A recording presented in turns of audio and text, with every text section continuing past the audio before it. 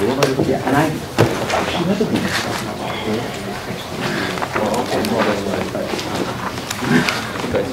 mean, a few friends who know me well call me that.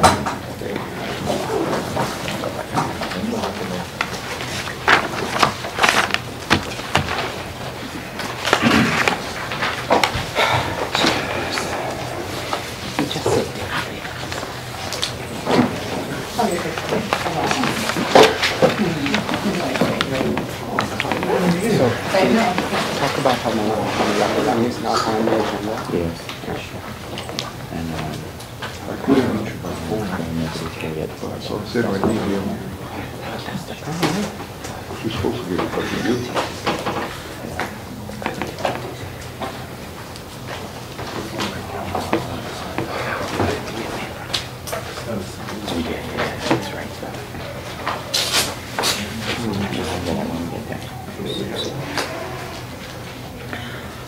Oia, aloha mai kākou. Mahalo anui ko kākou hui ane ke awakea nei. Mahalo ia oko e kahu ke naina. Ka poe o ke ia kai aulu nei o ke ia aino o ahu. O ka ho'omaka hoi ke ia o ko kākou hala vai. No ka aha malama I vi kupuna o ahu nei o I hoi ka o ahu Island Burial Council. Na nakana vai o ke aina I kukulu. O wau no o Hinalei Moana, Wa'ankalu. I'm currently serving as your chairperson and one of the Moko Kona representatives. Loa kākua pau o Hoki'i koe noa el te magalane so wainai moku. Aloha. Aloha mai Shekane Eva Moku. Aloha Dana Hope, Turtle Bay. Hello. Aloha, I'm Jonathan Scheuer. I'm the other Kona representative. I also serve currently as the vice chairperson. Hello. Aloha everyone, Steve Hoke, large landowner representative. Hello, Mike Kako. I'm Kali Fermenta. It's my first meeting, kind of nervous, but happy. I think I'm happy to be here. Hi. Okay. Representing Ko'olauloa. Mahalo. Ka leo mahalo anui a oi kale no ko kipa ana mai I ke papahana nei no ko loko olu kana na au olu e kauli ke mai a e kokua a e alu like a e laulima ma ke papahana kamalama iwi kupuna o ahuni. Mahalo. A oia ke olu e ho'omaka no hoi kako I ko kako hala vai me he mana o paha he pule paha Steve. Mahalo. Mahalo. Our Father in heaven, we bow our heads before Thee at the beginning of this Oahu Island Burial Council meeting. We give Thee thanks for our health and strength, for our lives, for the sacred trust that we have been given as those who are living on this earth and in this beautiful land at this time. We give Thee thanks for the opportunity we have to meet together. We pray that Thy Spirit might be with us. Help us to have respect for one another and for one another's opinions in spite of differences which we may encounter. We pray that Thou bless everyone, especially the members of the council and particularly Hina as our chair, with wisdom and guidance from Thee to understand the issues and to balance the various interests to ultimately do what is right. We ask for these blessings now for Thy Spirit and for peace to pervade throughout this meeting. We pray humbly in the name of Jesus Christ. Amen. Amen. Mahalo nei ka leo pule. A oia, ke olu e na lala o ke aha nei. Our approval of minutes will be limited to the approval of only one August la evalu 2012. Has the council had sufficient time to review the minutes that have been prepared for us? And are there any revisions or amendments to make to our minutes for August 8th? If there are none, the chair will entertain a motion to accept the minutes. So moved. Second? All in favor? Aye. Oh yeah, mahalo. Minutes for August 8th, 2012 are approved. And we look forward to our September 12th, 2012 minutes at our next halavai. E holo mua no ho i kako i ke kuleana mua ma ko kako papahana i ke iala o i ho i ka āpono ana i kalalani ohana. No moani umi ai moku kleikini, mahi ai moku ke kaulike kleikini, moe honua ke awe a mahi kleikini, me JR ke o nea Kapu Williams, ia oko e iini nei e lilo i cultural descendant, no naivi kupuna e loa anei ma International Marketplace, a hupua o Waikiki moku o kona nei.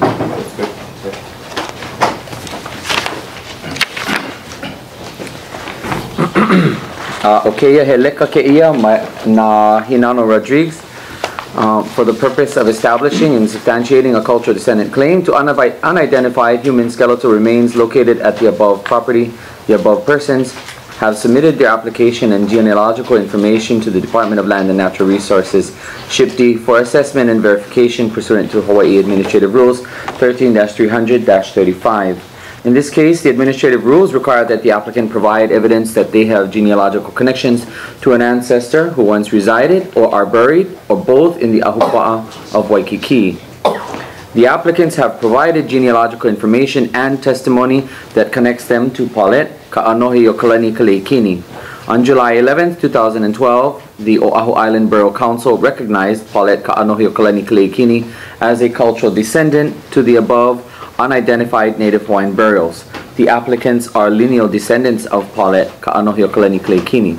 Therefore, pursuant to the above Hawaii Administrative Rules, SHPD recommends that the Oahu Island Borough Council recognize Moani umi ai moku Kaleikini, mahi ai moku ke kaulike Kaleikini, moe honua ke ave a mahi Kaleikini, and JR ke o nea Kapu Williams as cultural descendants to the above unidentified iwi kupuna. Mai ke Kaane Ohinano Rodriguez, Acting History and Culture Branch Chief.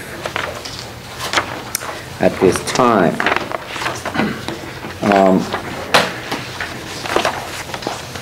is there any discussion on behalf of the members of this council? Are there anything, are these, are all of your members of Ohana present in this room, those who I've read off? Just you. Okay. Then at this time, the chair would entertain any further discussion before we move on? Would the State Historic Preservation Division care to offer any further input? Only if in the motion you guys reread the names in the letter. Okay. Or make the motion. Okay. The chair will entertain a motion from our council at this time to offer to offer recognition to the following individuals. Again, Moani umi ai moku Kaleikini, mahi ai moku ke kaulike Kaleikini, moe honua ke ave a mahi Kaleikini, and JR ke o nea Kapu Williams as cultural descendants. Again, these are iwi kupuna found at the International Marketplace Project, Waikiki Ahupua'a, Kona District. Motion. So moved. It has been moved to offer cultural recognition to these applicants. Is there a second? Second. It's been moved and seconded. All in favor? Aye. Aoia, mahalo. The Oahu Island Borough Council grants a recognition to the following cultural descendants that were named earlier. Mahalo nui.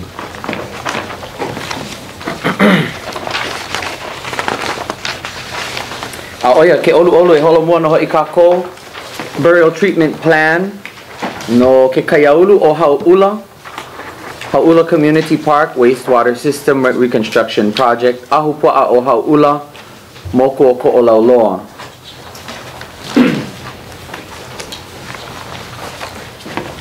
Aloha kako. Aloha. Matt McDermott with Cultural Surveys Hawaii, here to discuss the Hauula Community Park Barrel Treatment Plan. You folks may remember that this has been on the agenda a number of times already, and today we're on the agenda for a determination of treatment. I have a number of figures that I would like to pass out to you folks, just in case you didn't have a copy of your barrel treatment plan handy.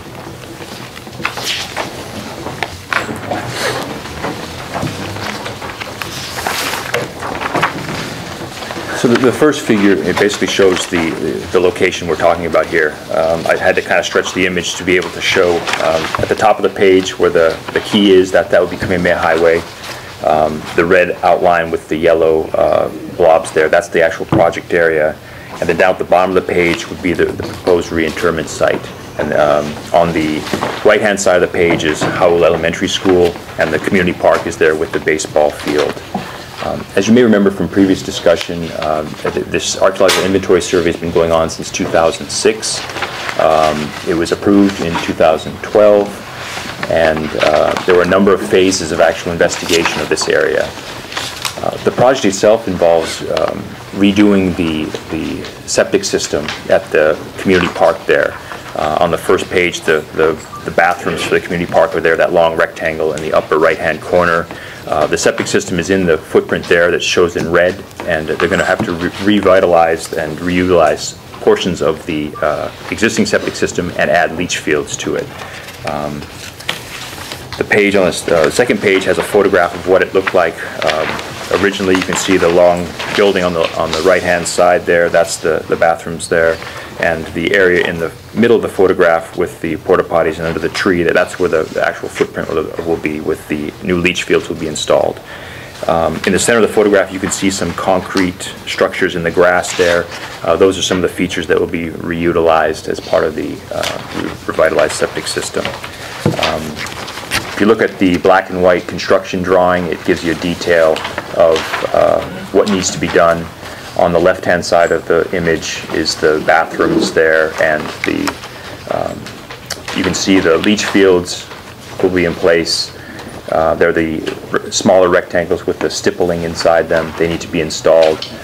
And the small circle that's immediately to the left of those two stippled rectangles, that's the existing septic system that's going to be reutilized as part of this. So for the AIS, we focused specifically on the footprint of where ground disturbance needed to be, relatively small project area of potential effect. We did testing in 3 phases. You can see that on the final page. Eventually, we covered as much of the project area as we could, so maybe 85%. The only area that shows up in white that has not been tested so far is because it's so close to the active cesspool system, we couldn't get in there because of safety risk. 4 burials were found. Burial 1 is a flexed burial, and burials 2, 3, 4, and 5 are coffin burials, and you see nearly 100% of the project area was excavated there. The stratigraphy in the area consists of imported landscaping fill, kind of a clay loam. Over that is a sand A horizon, gray stained sand. Below that is Jaukas sand, just the usual tan beach sand. The barrels were found in pit features that extended down from the old land surface, the old A horizon, into the Jaukas sand. SHPD has approved the Archaeological Inventory Survey Plan. It recommended a program of archaeological monitoring and a burial treatment plan be prepared to talk about how these burials should be treated. We're here to ask for your approval of the relocation of these burials. As you may remember from past discussion, this portion of the project area is where there is a great deal of sand, and they need the percolation to be able to use the system they have designed. If they were to move out of this specific portion of the park area, they'd have to have a much, much larger area, comparable to like a football field, for these leach fields to be able to percolate out and be effective. It would lead to a lot more ground disturbance and potentially other fines in the vicinity. So they're proposing to relocate the burials to this portion of the park, which is somewhat removed from the park. It's away from most of the activity that goes on. You may remember from the previous discussion that we talked about whether to have a mound or not, or whether to have a subsurface vault, that sort of thing. I think we were leaning towards having just the subsurface vault without a mound on top, because we don't want to keep kids from playing in that area and that sort of thing. Are there any questions so far about what I'm saying about the inventory survey and the process that we've gone through? Yeah, I have a question. Yeah. So the burials 2 through 5, those are historic, more modern, and then right. Burial 1 is ancient. Most likely. Those were undisturbed in the original, when the original cesspool was put in. That's correct. That's amazing then, because... Right. Very close. But it's right there. Yeah. Right. I mean, this is my first meeting. I'm coming in as Italian, but you know, I grew up in this community. I passed this site on my way to school. Sure. My kids still go to school here and spend many hours at this playground. So little did we know there were these burials there. Right. And no lineal or cultural descendants have been identified, right? The advertising was put out almost a year ago, the Lingo Land Descent Advertising, Lingo and Cultural Descent Advertising, and it identified LCA 8313, which was awarded to Kamo'o Ili Ili and Koali'i. We did meet with your predecessor, Cy Bridges. Yeah, Uncle Cy hasn't identified it. Right. Yeah. He said no one has come forward. We did speak to the Howard Community Association, and there was no one has come forward. And, And then the proposed relocation site is that. What if you? I think my only question is if you find burials when you excavate, that's because you might. Right. I mean, that's much further away back in the more Malco portion of the park where there's clay soil, less likely. We're not in the sand deposits where burials are more common. The reinterment site will be excavated as part of the archaeological monitoring program that will be in effect for this project. I didn't realize that was city and county land because there were structures and people. Right. I think the football players use it for their trailer, keep their equipment there. So. A lot of people park there after games too. So. Right. We'll have to put up some. The plan now calls for some, tea or some kind of a vegetation that'll keep people out but not draw so much attention to it. I think those are my only questions. Okay. Mahalo. E ke ia manawa make noho I ke ia e ho o maupopo e hawi ko o maupopo no ko ka ko ho pa ana I nai noa ma ke ia aha malama I kupuna wa hiki mai no o Aaron Mahi mahalo anui ko hele ana mai aloha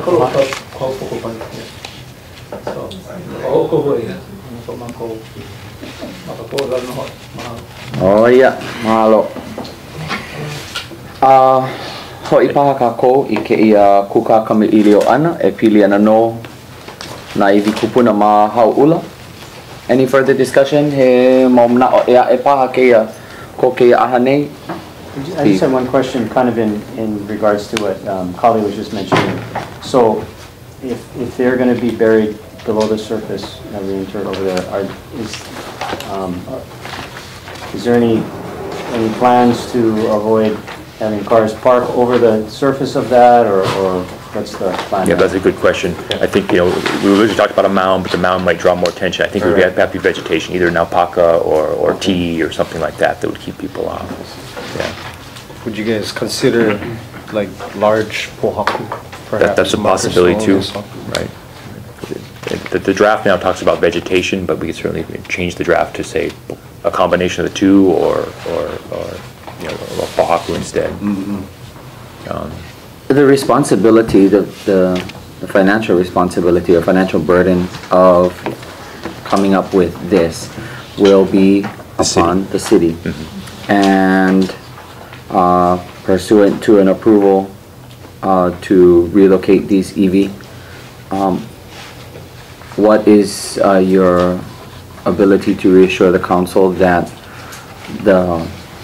for example, if at another meeting you come back to say to us that large pohaku will be brought in, perhaps a low stone wall feature to surround the area, whatever it may be, what is this council's reassurance that it will be carried out as such and that there is a budget that would be allocated to this? Have you been given any information regarding this? No, I'm afraid, I'm not sure there's anyone from the city here to speak to that today. No. I think they've been thinking in terms of the plantings and Pohako, I think would be a problem. The wall may be more of a consideration, but I think if people would like that, I don't see it becoming a big issue, but I don't want to speak for the city. I'd have to come back to you. Perhaps then, in the case of private developers often engage with recognized descendants and also with representatives from the district, but perhaps it might avail itself to this particular effort that further consultation with our Ko'olau located members, or Ko'olau, I'd like to extend the request to any of the Ko'olau, either Ko'olau Loa and or Ko'olau Poko, that is, ke la ma ko'oko au ke olu olu. Please continue to engage them as far as this, but before we are able to do that, the chair will entertain a recommendation, and this is to preserve in place or to relocate these iwi kupuna.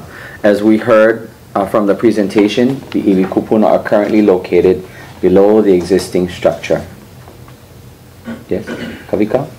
No, you're making that determination, yeah, either to permit the preservation in place or the relocation, and then you guys making another motion to recommend to SHPD on whether or not the barrier treatment plan should be accepted. Yes. The current barrels are not below a structure. They're adjacent to the current septic system, but not below it. Excuse me, I stand corrected. And with the new system in place, those iwi kupuna would be severely impacted by it. Okay. And then we will entertain two motions. The first of which is whether or not to preserve these iwi in place or to relocate them.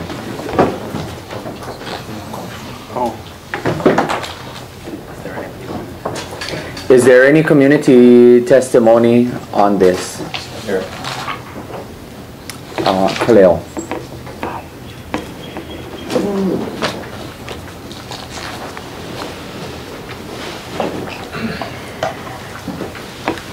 I think it's rather odd that when I was sitting over on that side of the fence, this same issue came up, I believe in 2006, and just before I left, it was also a discussion. So, and then I worked for Shipty, and then I did, yes? Sorry, can you just say your name? Oh, Kaleo Pike. Yeah. And I did advocate for preservation in place. So I would hope that they take this into consideration, and the reason for this is because just one ahupua or two ahupuas over when they did the road work at Punalu, there are numerous kupuna that came out just from the roadway. And where these kupuna are located, if my memory serves me correct, The highway. yeah, it's very close to the highway. So we are looking at potential other fines. So we're not just talking about the 4 that have been previously identified, but most likely they will be fines, as have been fines up and down that particular area. So my mana'o would be to ask that the council preserve in place and ask the city to look for other options. They're really not looking for other options in 5 years, 6 years, how many every years it was, right? That they have not really looked at other types of technology or other types of things that are in place right now. They just want to go in the route that they want to have a leach field. Secondly, as far as descendants are concerned, Shipty does have a list of recognized descendants from the Hau'ula area. I'm not sure if they've been notified. I'm not sure if it's a responsibility of the project or Shipty. Whoever's responsibility it is, they should be notified. They are recognized, and the state must inform them of anything that happens within that area. That's state law. So I have a 2-point question: Shifty's responsibility and asking the council to preserve it. Thank you. Mahalo. Te maumana o ea e ko keia kaiaulu. Kamala kalai.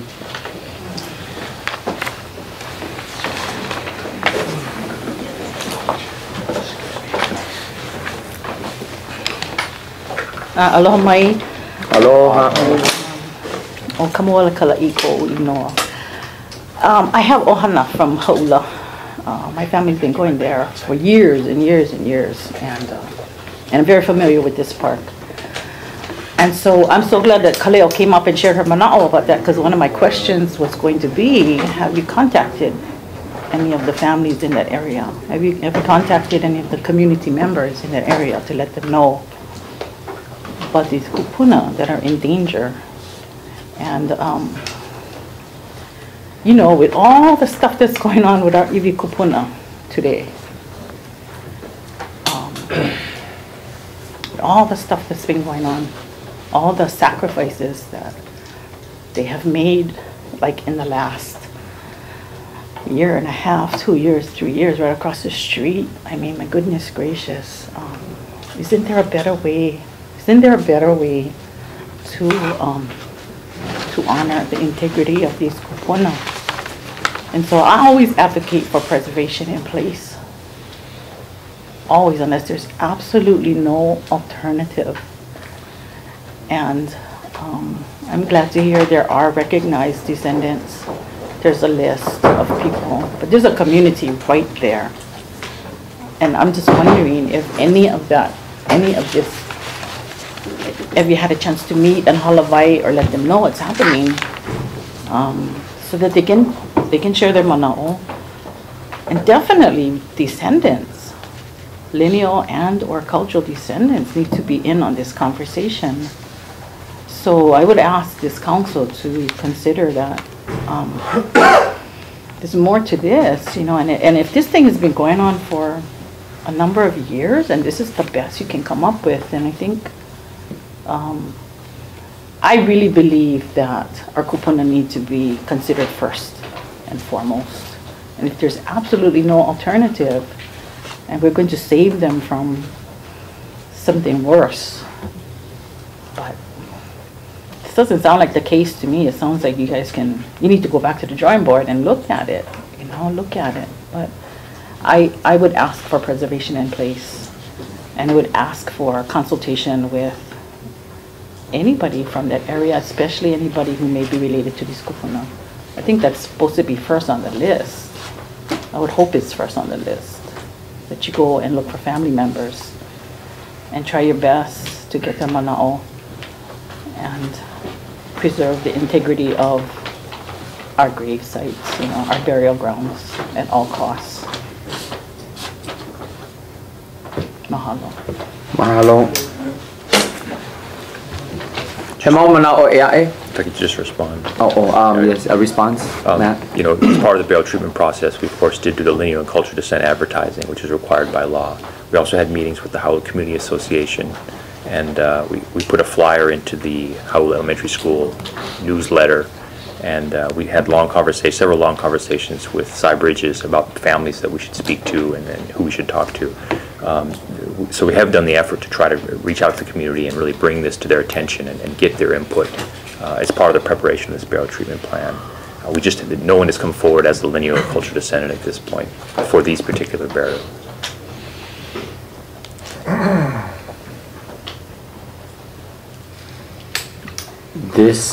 Can I ask a clarifying question? So I think I read through this report, and it was 2008, I think, when that same recommendation was made to either preserve in place or find alternatives. So that's been, and my understanding of this report was that were you to move the cesspool someplace else, there's that's practical for the project, you would find there's a high potential to find more burials, right? Unfortunately, because of the percolation issue and the need for these larger leach fields, if we're in the clay soils that the water doesn't dissipate, you'd have to have a much larger disturbance. It would be someplace in the vicinity of the baseball diamond there. They'd have to do a large excavation, which they described as something comparable to a football field or something, so much larger. So in the last 5 years, and the original, no one's come forward from Ha'ula or from the broader community as a descendant. And Uncle Cyclin, who has a gin, who went before, who was on the council before me, couldn't identify anyone. Right. He said, some families just, they have ties potentially, but they don't want to come forward, or, he said that he couldn't force people, Right. So, because, I mean, it's a difficult thing to represent Moku, right, Kuolaua, or even a community, but, I mean, that's, I guess, my first meeting was what, I don't take that completely seriously, but, I born and raised in Ha'ula, so if no one's come forward in that time, then, because guaranteed people would come forward if they had issues with it, so, I mean, that's my manao on that. Now, I think that, it's a funny community to be from, but if no one's come forward, because they'll come forward if they're concerned. And, one of the issues we've been discussing this for a long time as part of the AIS consultation and for the burial treatment consultation. Just the current situation is not ideal for these 5 burials. They're very close to the active in-use system, and it's been in place since the late '60s, I believe. So it's right where they are now is not particularly great. Right, so because in some ways being buried near a septic tank is not respecting our... Right. It's not a great situation, unfortunately. So that's one of the reasons that contributes to the request for relocation in this instance. Jonathan. Vice Chair, and then Eva. I just wanted to remind everybody, when you come to the table, if you can, some of us are a little coolie up here, struggling hearing. I don't know about you in the back row, if you can hear or not, so I just want to remind everybody, for us who struggle, if you can just speak up.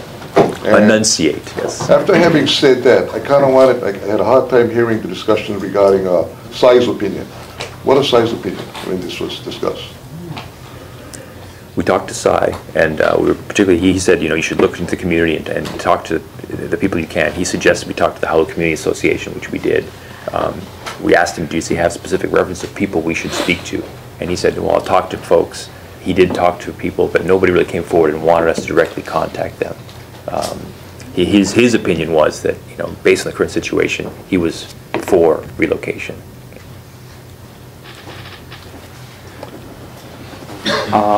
We'll take Vice Chair Scheuer and then Kanaloa Poko. Do I recall correctly, there was a discussion of alternative technologies at this table and some of the research? We definitely, since 2006, there's been talk about that, about a different system. I'm afraid I can't really speak to that. I know that they've looked into it. Their answer was that it has to be larger. The excavation, the footprint of what they would do would definitely be larger if they couldn't use this area here.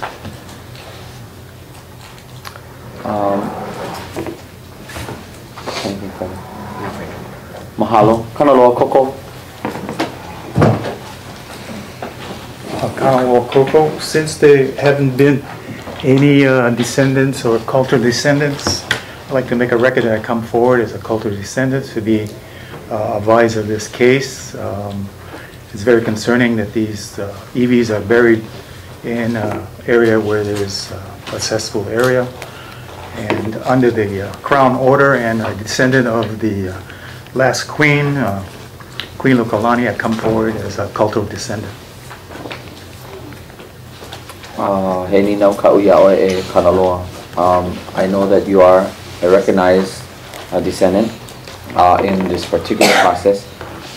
For the assurance, again, to the larger process, are you also officially recognized tied to this project here?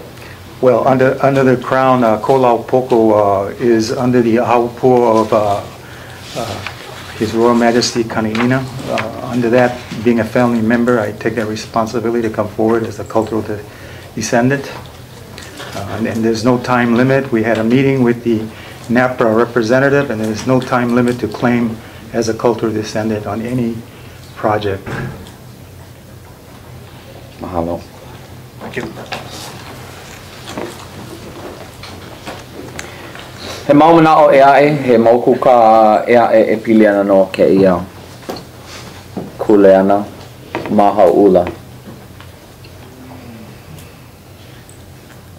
Again, council members, we are being asked for two things. One, a determination on whether or not to preserve in place or to relocate these iwi kupuna. And two, to make a recommendation or not to the State Historic Preservation Division whether to approve this plan that has been presented to us.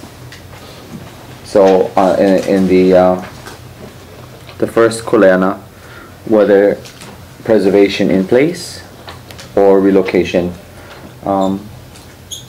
this table is open for that.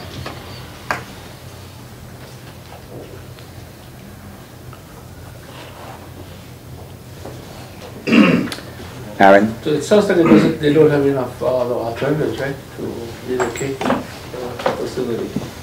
I know it's been here a long time. Right. So, it's not, I mean, what is the, and then of course this comment about people saying, they haven't tried hard enough to make the location. I know we've been going back and forth for a while now. Yeah. So, and brother was sharing from Haula, and I guess now there are a few of some of the Ohana coming forward, from Haula, right? Now, we have a few, but we didn't have, but originally when you were going forward, there's the what, Makau, we didn't want to, maybe Hila Paha, or Akoleo,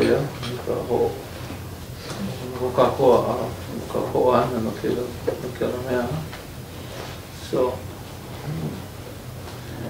yeah. So we should put to the vote, maybe? Yeah? Before the chair will entertain a vote, I'd like to ask, sitting in the audience, Kaleo Pike, your institutional recollection of this process. In 2008, that was my first time here on the council, and I do recall this. As far as technology goes, my understanding of what I'm hearing is that the technology choices that are available to them are limited, and that the proposed project has no other alternative other than this as the best. That's what's being presented to us right now. But what is your recollection, speaking specifically to the multiple discussions regarding this technology, and regarding that system that they intend to use, that being the leach field? Can I Yes, please. Okay. What is worrisome is that the city and county is really not actively looking for advanced technology. They're looking at the leach field, and the leach field does leach out into areas. It's not in a confined area. So even if we move these kupuna, we don't know what other kupuna are underneath there either. So I mean, the idea of it being near a cesspool or whatever is, for me, would be not an issue as much as the amount of disturbance that would happen for this project. The other thing that they talked about was to have an above ground processing. And their take on that was they couldn't have the gravity flow would be an issue. And of course it would cost a lot more money. And that, I think, is the issue for the city. It's not the technology. What's limiting them is the amount of money that they are willing to spend into this project. And once again, I'm going to reiterate, there is a list at Shifty that has cultural and lineal descendants for Hau'ula. They are supposed to be physically with hand snail mail notified, not through the project. That's Shifty's responsibility. So anyway, as far as the technology part of it, this was in 2006 now it first came up, and then 2007 I was sitting at the board when we had a meeting and we decided, hey, no. And then 2008, it was when I was in Shifty, the same thing. We said no.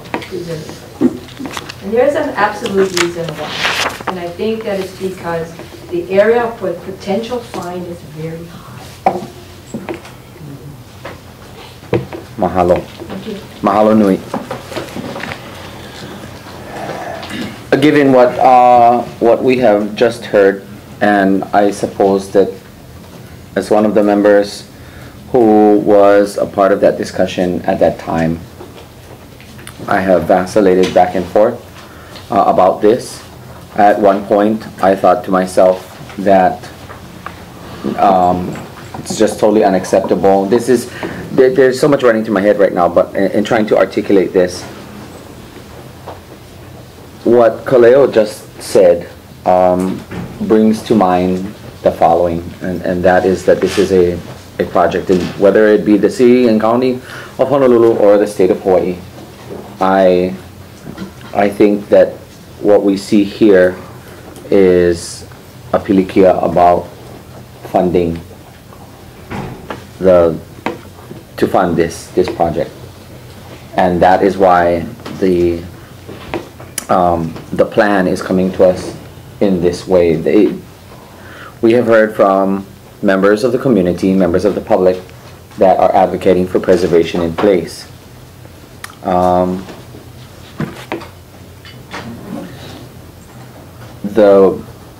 The discussion that's not being articulated in this room is exactly what kind of money it would take to allow us. It's been quite customary that the Borough Council advocates for preservation in place in as much as possible. And why would we be so quick to say relocate just because what things seem to be? I'd like to go and open up this table for a vote on the first part of our work here, and then we need to holomua to the many other kuleana. But this is important. So, again, this council needs to determine whether or not to preserve in place or to relocate these iwi kupuna. If you could, Kavika, please make a note of the council members and their votes. I will start with myself. Yes. Excuse me. Before you guys before you guys take the vote, I just want to remind the council that this is on for determination, so that you guys do have 45 days to make a decision on whether or not these barrels will be preserved in place or relocated. After that 45 days passes, the consultant, which is CSH, will be able to proceed with their proposed recommendation. Mahalo. Vice Chair. 45 days from today. Yes. Can I say something, Chairperson? Please. I think part of the problem we're having in this discussion is, I do recall a fairly extensive discussion about the alternatives, and we pressed hard from composting toilets to like all sorts of things, and this city at the time seemed to have some reasonable explanations. And then there was also a discussion of where these kupuna are now is not actually, a good place for them. But so having somebody from the city to revisit what the alternatives are, as well of what were looked at, and how extensively and how much did they do to answer, and then also to answer your questions, Chairperson, about is there a commitment to do what's necessary if there is relocation around that site. I think your client kind of left you a little bit high and dry by not showing up here today, and I think I would actually prefer to make sure this is on the next agenda, and say, city representative, you should be here to explain yourself, and then take a vote, and that would be within the 45-day. So that's my preference. I second that. I think there needs to be representation from the city to at least tell us what's happened in the last 6 years of optional technology. Mahalo. Kavika. I just want to remind the council that if you guys do take this course of action, you guys need quorum at the next meeting. Otherwise, it's automatically going to go and with the proposal of the barrel treatment plant to relocate. So if you guys don't have quorum at the next meeting, which we didn't have at the last meeting, you guys can't even vote. It's just going to go with the relocation. Members of the council for the discussion on this issue. Well, as long as you guys have quorum, you guys don't have an issue. Yes, and what I'm really saying is, are the members of this council, I would agree with you, Vice Chair, that your client left you high and dry. This has been posted on our agenda, and this has, given the 6 years that it has been here, then it would have been far more advantageous to all parties, including this process here, that they be present. And in light of the request from 2 seats here on this council, that they appear with you again, and also taking into account what we've heard. Yes, Steve. I would recommend that it would behoove the city if this council votes to defer till, put this off till next council meeting, to try with all your might to contact these cultural and lineal descendants if there be a list that should be. I think that would help us, because right now it's like we're trying to decide based on limited information.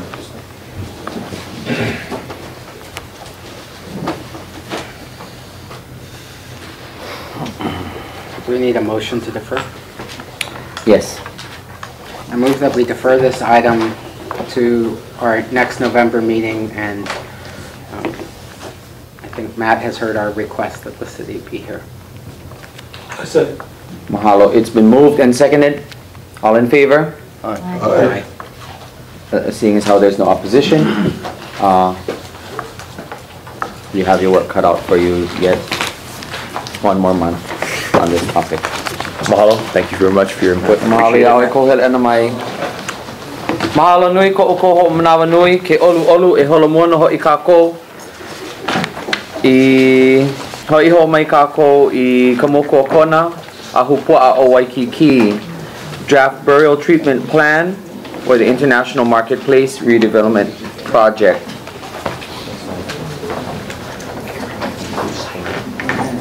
Ke olu I nā wahiki mai o ko e nā la o ke kaiaulu. Please make sure to sign in. And of course, media and everyone else, please do sign in so that we know who was in attendance today.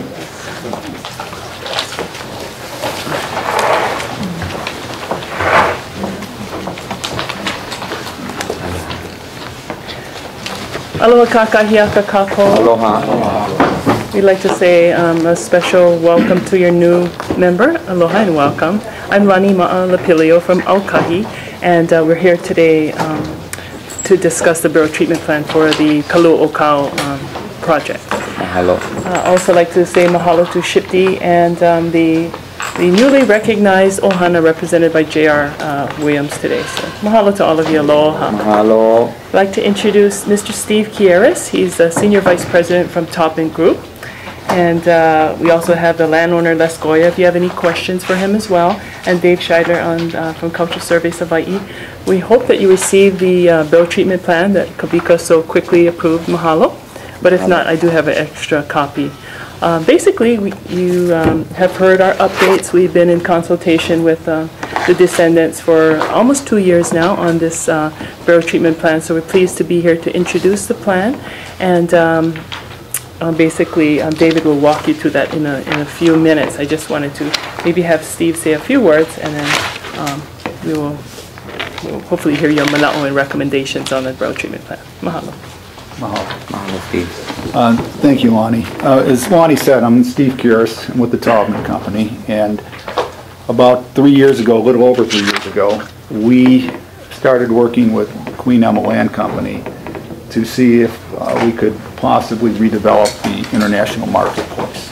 And we've done a lot of work with a lot of people locally, and we come totally, in humility here, not trying to do anything that isn't right for the site, for Queen Emma, and for all the constituents involved, including, of course, the cultural descendants and the Burial Council and the State Historic Preservation Division.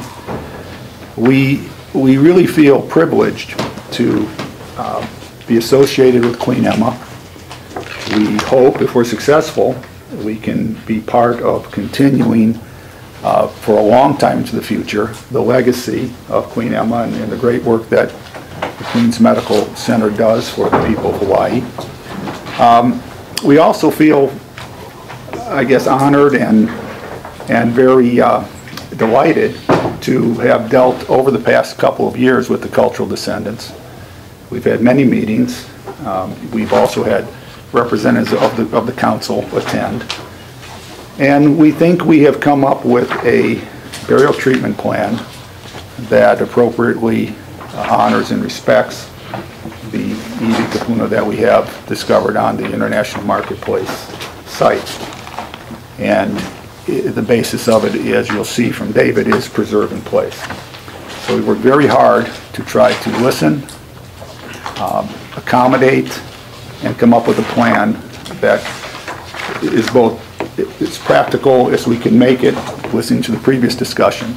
There's always practicalities involved, but we believe we come up with a plan that allows us to preserve in place the findings that David will go over with you, yet allows us still, and Queen Emma, to, if we can work out everything in the project, to proceed with the project that we think will be very beneficial for Queens, for the community, and hopefully respectful of the Iwi Kupuna that I mentioned that we have found on the site. So with that, we are available at any point today or whenever in the future to assist you with however we may.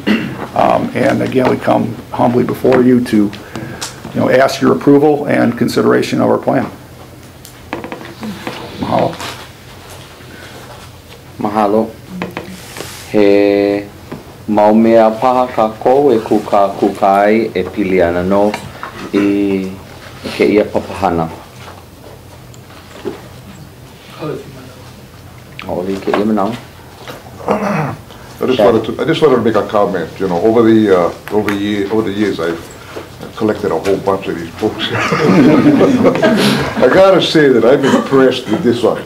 Yeah, I'm impressed with the historical stuff that I found in here, and a lot of others. The historical aspect of the work is kind of a piece of it, but it seems like this whole book is of a historical nature, a cultural historical nature. So I just want to say that this is probably one of the books I'm going to be hanging on to for a long time.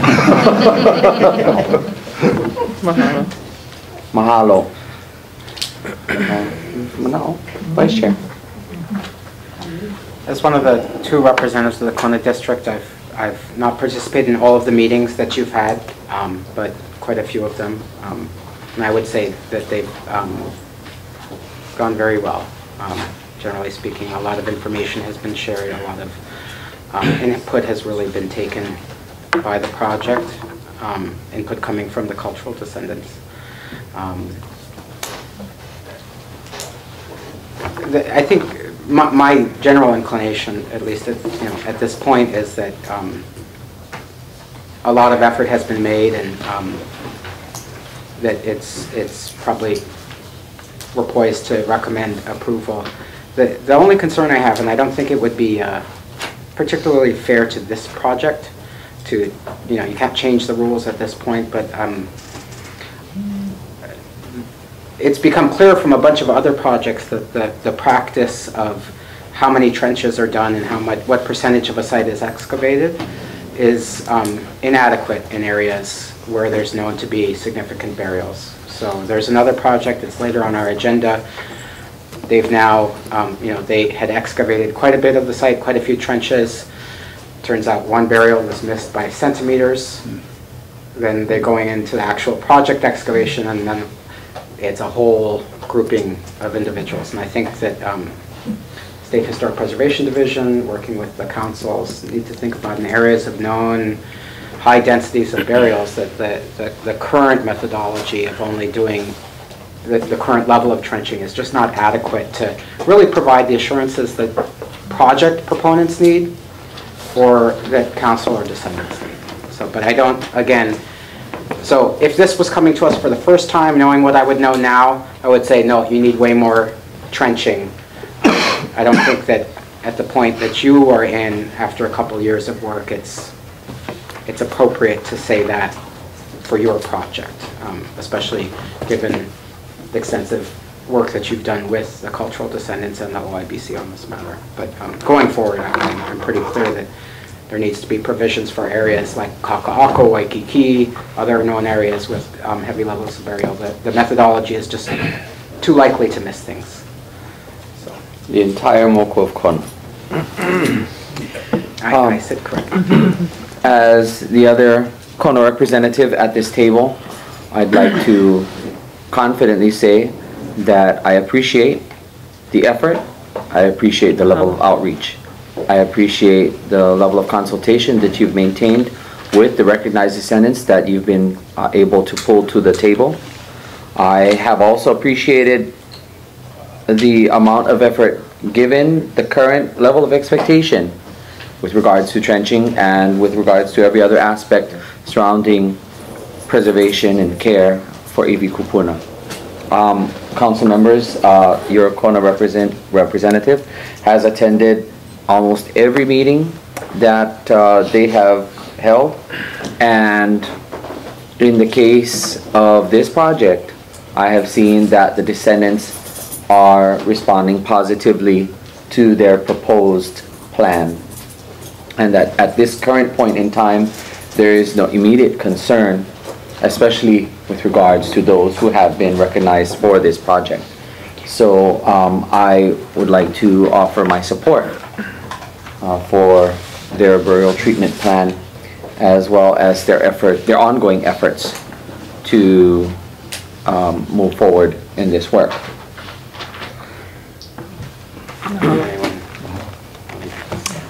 He mau manao paha ko nā lala o ke kaiaulu a oko e noho mai nei I loko kulumi nei. He mau manao? Here are. For the record, my name is J.R. Keonia Kapu Williams.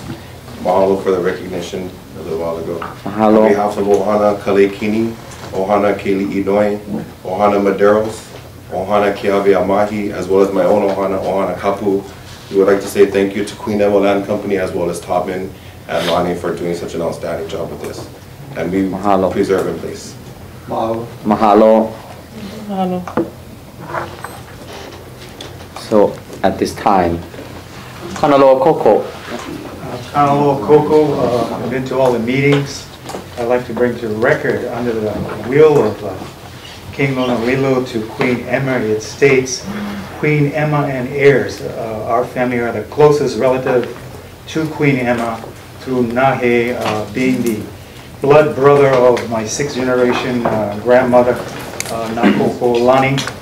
So under the will of King Lonalilo, I want for record that we are heirs along with Queen Emma in this project where this land is. And if with the trustees, we can go over that, the will, and you see that we were heirs. I don't think our family really know and really read that deed, and some of our family members are here, I see them, that I'd like to make a record that we are heirs in this property and also cultural descendants. Aloha. Mahalia oe Kanaloa Koko doko maumnao no o ka noi ho ike ia ia oko na oko no e ho ia kui ko oko mau ke ena ai ho pono pono aku I ke la kulena. He maumnao e ai koloko nei. Any other further discussion from within this room? Yes.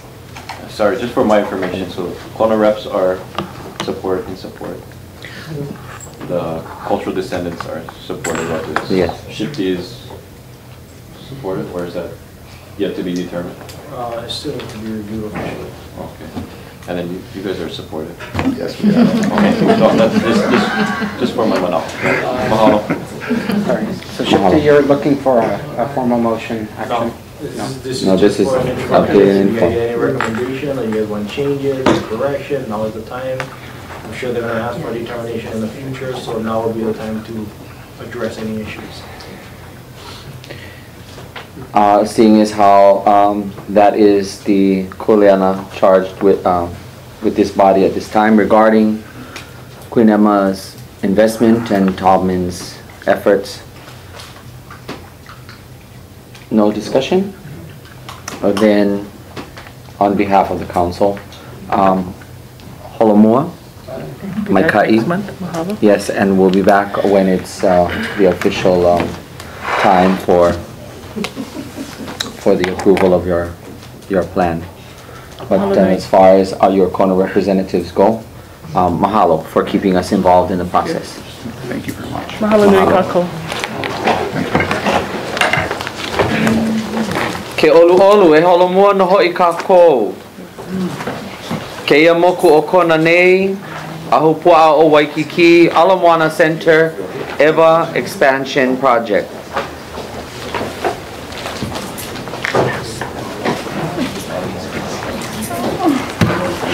Aloha mai kako. Aloha. I'm Dawn Chang. This is Francisco Gutierrez and Chris Moynihan.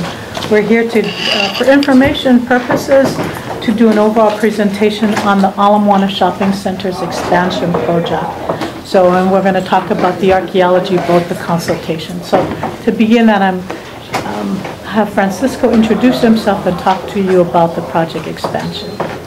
Thank you, Don. Again, my name is Francisco Gutierrez. I'm a development director for General Growth Properties in Ala Moana Shopping Center.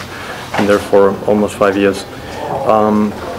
What we wanted to do today is share with you a little bit of what we're planning to do at Ala Moana. And you may not see as much detail as you may want to, but that's because we're coming to you very early in the process, and we thought that was important, engage everyone early on. What we're looking at right now is two very distinct projects that we're going to be doing. One is related to just renovating existing parts of the mall, areas that are basically old. The last big renovation was in '99 when Neiman Marcus was added and a lot of the mall level was renovated. So since then, we did a little bit more work when JCPenney left in 2005, and then we added the Nordstrom wing in 2008. But some areas of the mall are old, especially on the street level.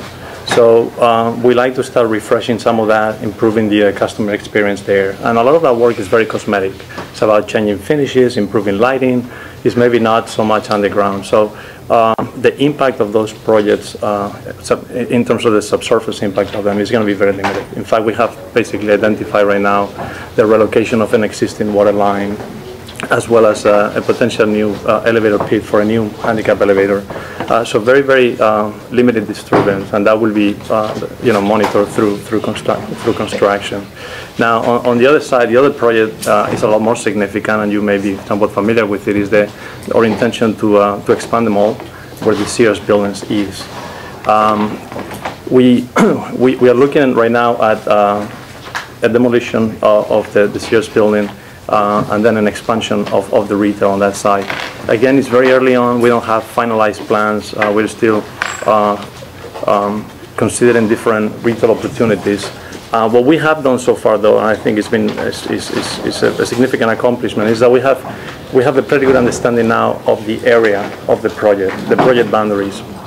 And we understand that we're talking about the Sears building and some of the existing parking structures around the building, and it's going to be limited by Ala Moana Boulevard, Pikoi, as well as Kona Street. So once we determine where the area is, what we wanted to do is early on involve Cultural Service Hawaii and Dawn with Kuwalo to begin to reach to those entities that needed to be part of the process, and also just to learn more about the subsurface conditions and what is there, what may not be there, how much disturbance we have done. And I want to have Chris actually jump in now and maybe share with you everything we have learned over the last few months. Okay. So under contract with General Growth, we've done some background research. So I brought some of these big exhibits, and it'd be nice to put them on the wall, but you guys can see I'm going to walk through them chronologically from about 100 years ago to some more recent, up into the development of the mall in the 50s. So we did archival research. We looked at a lot of historic maps and discovered that the vast majority of the project area, so this is essentially the Pi'ikoi end, Ala Moana, and then Kona Street up here. The vast majority of this area from the earliest maps from even 1817 shows that these are salt pans. And there's some interesting aerial photographs that I can show you. But from the very beginning, as early as 1911. This is a Podmore survey of the area showing that the vast majority of the interior of the area that we're talking about redeveloping has always been a very low-lying area. Something on the order of a foot or a foot and 1¼ feet above sea level.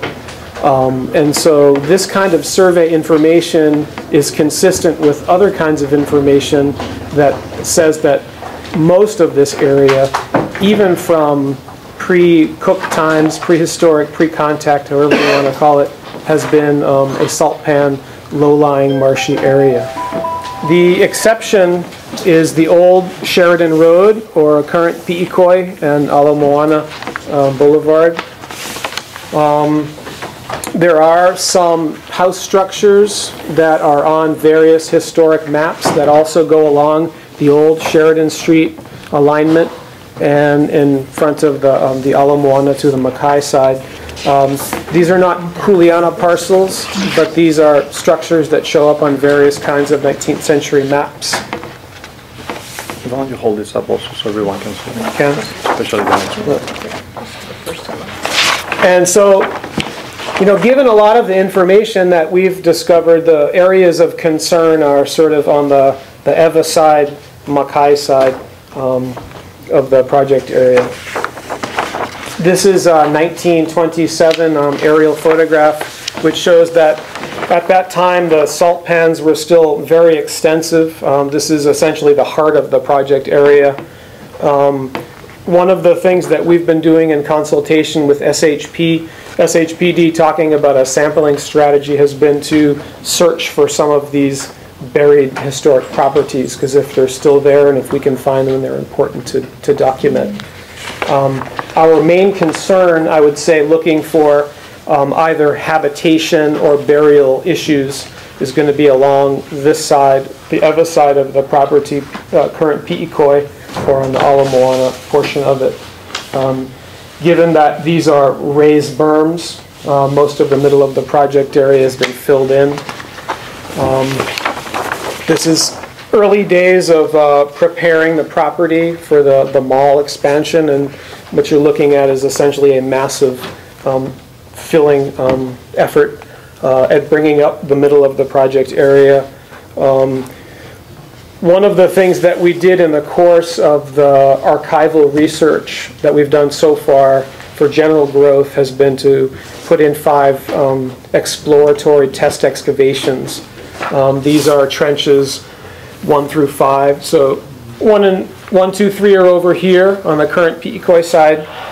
This is right in the heart of the salt pans, and this is further over here where there is believed to be a spit of land that was not in the pond from probably a long time ago. In all of these 5 trenches and some test borings, we haven't found Jalka sands yet, so we haven't found any intact sand deposits that are typically associated with burials. That's a good thing. We've basically found that you have to go pretty much down to the bottom of our trenches at 6 feet or so, to the very bottom foot or so, to find clay sediments or anything that looks like it's natural, intact. So it looks like most of what's in here has been introduced or brought in association with the development of the current Ala Moana. The last sort of exhibit that I'll show you is based on our historic research and also based on 5 test excavations that we've done so far. This sort of shows you that this yellow area is the area of, again, most concern. We typically talk about high, medium, and low probability of finding historic properties, burials, habitation. And in this particular case, most of this we're calling medium, given what we've found. We do believe that there were some sort of structures out here at some point and some land berms. When we go and we excavate the things that we've done so far, we haven't found anything that looks like, again, sand deposits, which concern us with burials in general. The middle part of it, I think what we're going to be able to do is to, if we're lucky, document some of the boundaries and berms of the old salt pans. Again, we've been talking with SHPD, the archaeologists, and Kavika somewhat, and Susan Lebo has asked us to also look for a trail that we know was probably somewhere on the modern Ala Moana Boulevard side of the property. So part of our sampling strategy for trenching is going to be to investigate all of these various concerns, including looking for trails, seeing if we can assess the structures, obviously looking for sediments that are typically associated with burials, and generally sampling this part of the project area. Those conversations are ongoing, and we haven't really finalized anything with SHPD yet, but we've had at least 2 or 3 meetings, probably 3 meetings at this point. So, if you guys have any questions? Chad.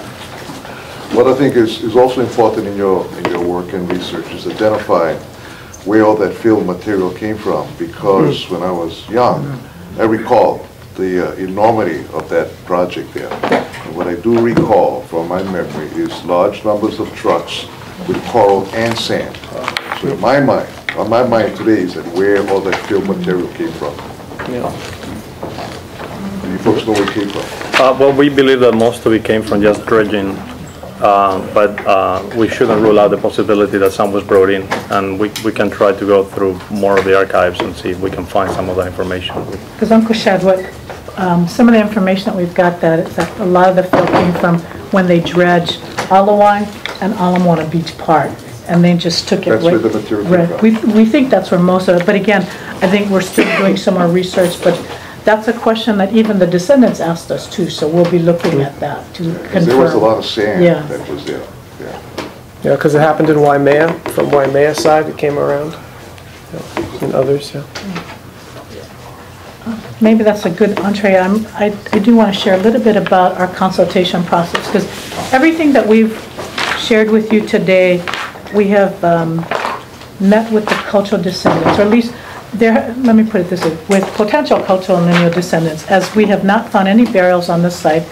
We've sent out invitations a couple of months ago, back in June, May, June, to all of the recognized lineal and cultural descendants in the vicinity, because we know that this is a very highly sensitive area. So projects associated with Keamoku, the Walmart, Koalani, Ward Villages. So we sent out invitations to probably over about, I think it was 70 different families and individuals. We convened the first meeting with the with the potential cultural descendants and families back in June. We also sent invitations to the Oibc chair and the corner reps, and we appreciated that Hina has been able to attend both of our meetings. So we've had 2 meetings since then.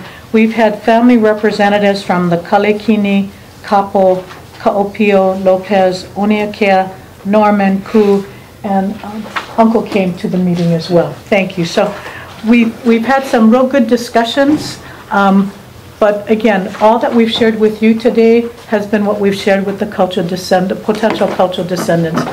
Our process has been, and our desire has been, is to consult with them first, talk story with them about what we're proposing to do, talk story about the information that we've gathered, even the areas of potential where we'd like to do some additional testing.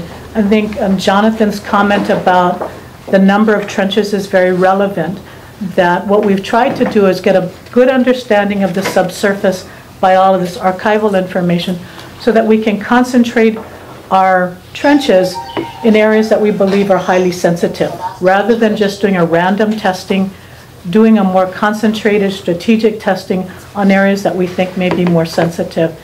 And the families themselves have also provided us mana'o on some of those, that when they looked at some of the old maps, they said, maybe you should do some trenches here because it looked like it might have been a berm area. So we have taken into consideration all the mana'o by the cultural descendants, the potential cultural descendants, as to appropriate areas to trench, as to information regarding the project expansion.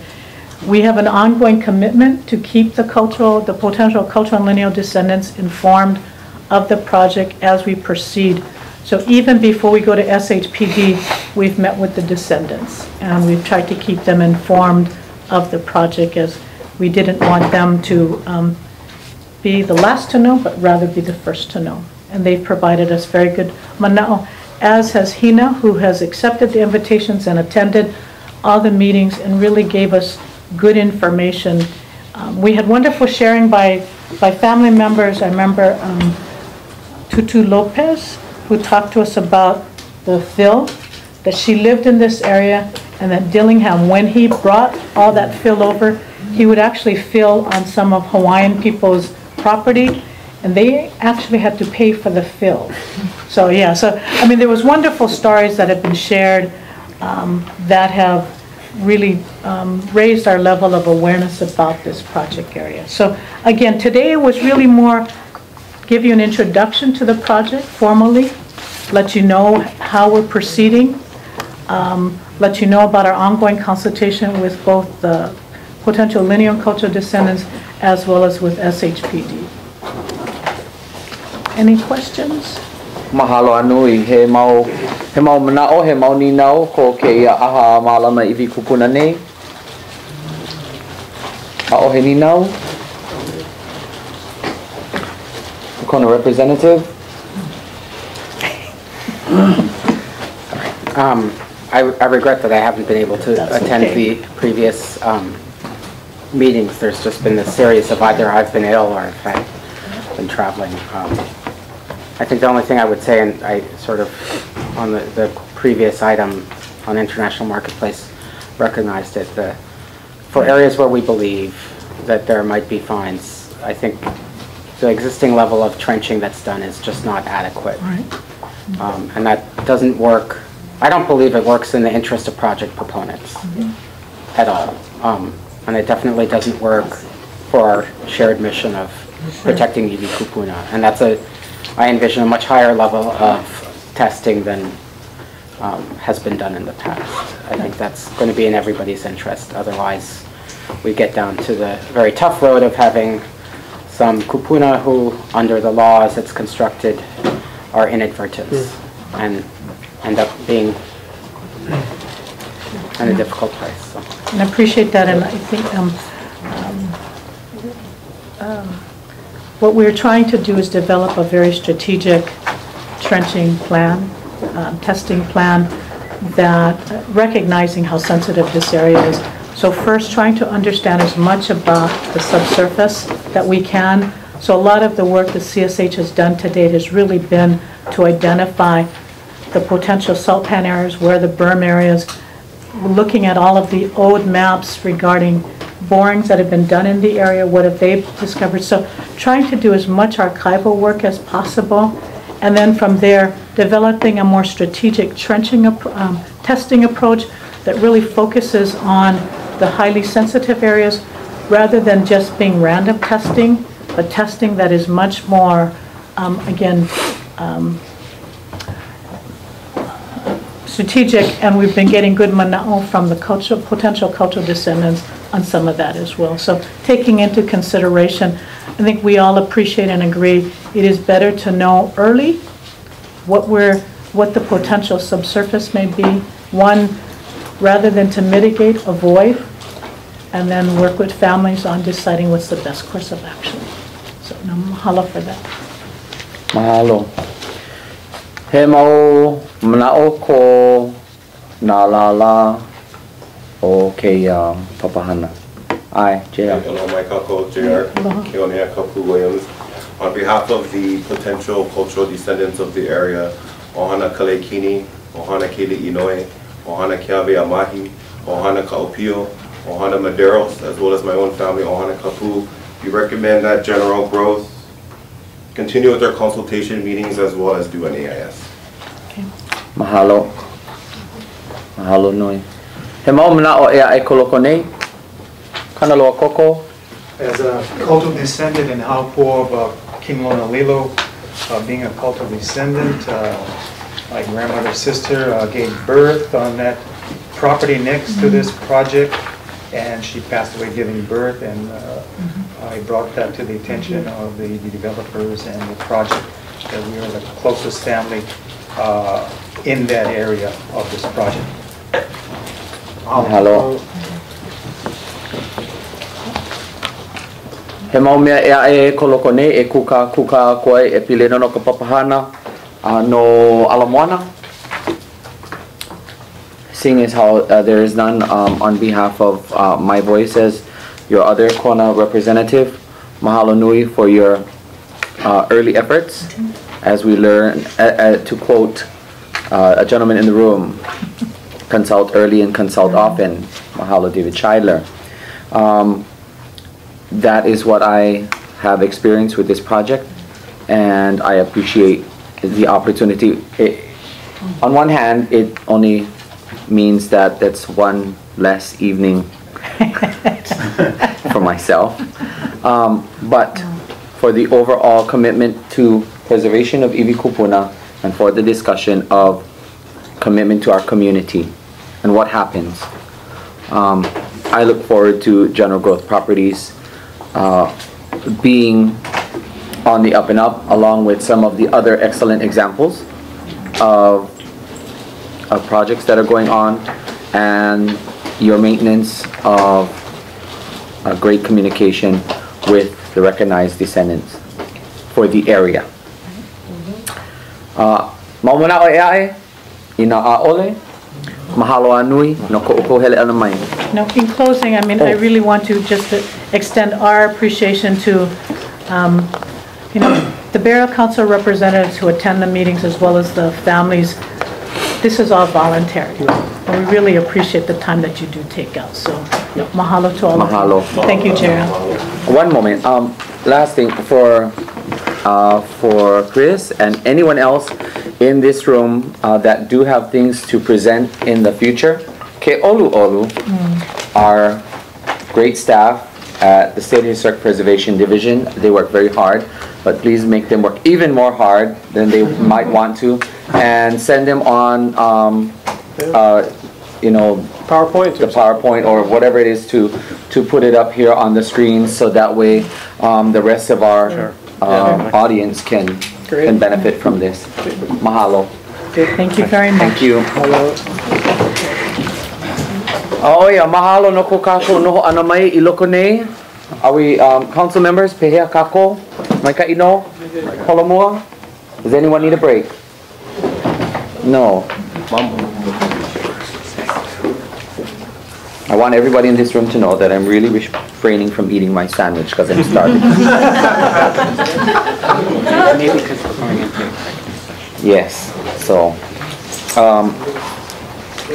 ke olu olu e holomua no ho'i kako item I kaloa'a ana mai o ke kahi ina I iwi kupuna Phase 4 City Center of the Honolulu Rapid Transit Corridor ahupu'a o Waikiki Mokuokona Mao Ahunei. Okay, man, go on the other side. We'll have Dan come up. Hello, everybody. Morning. Aloha. Lil Patterson, the Heart Project with the city. I'm here with our CEO today. Glad to introduce you to Dan Graboskis. I think he was here before, but here again to give us a good update. And our archaeologist, Matt, with Cultural Surveys Hawaii. And I'm not sure what you would prefer to hear first from Dan or from Matt. Would you like a project update or? We hear from you all the time. We see you all the time. Dan. What say you? Aloha, everyone. Aloha. And mahalo for having me here. I know that the agenda item is actually to discuss Trench 150, but I also wanted to be here to add my voice on behalf of HEART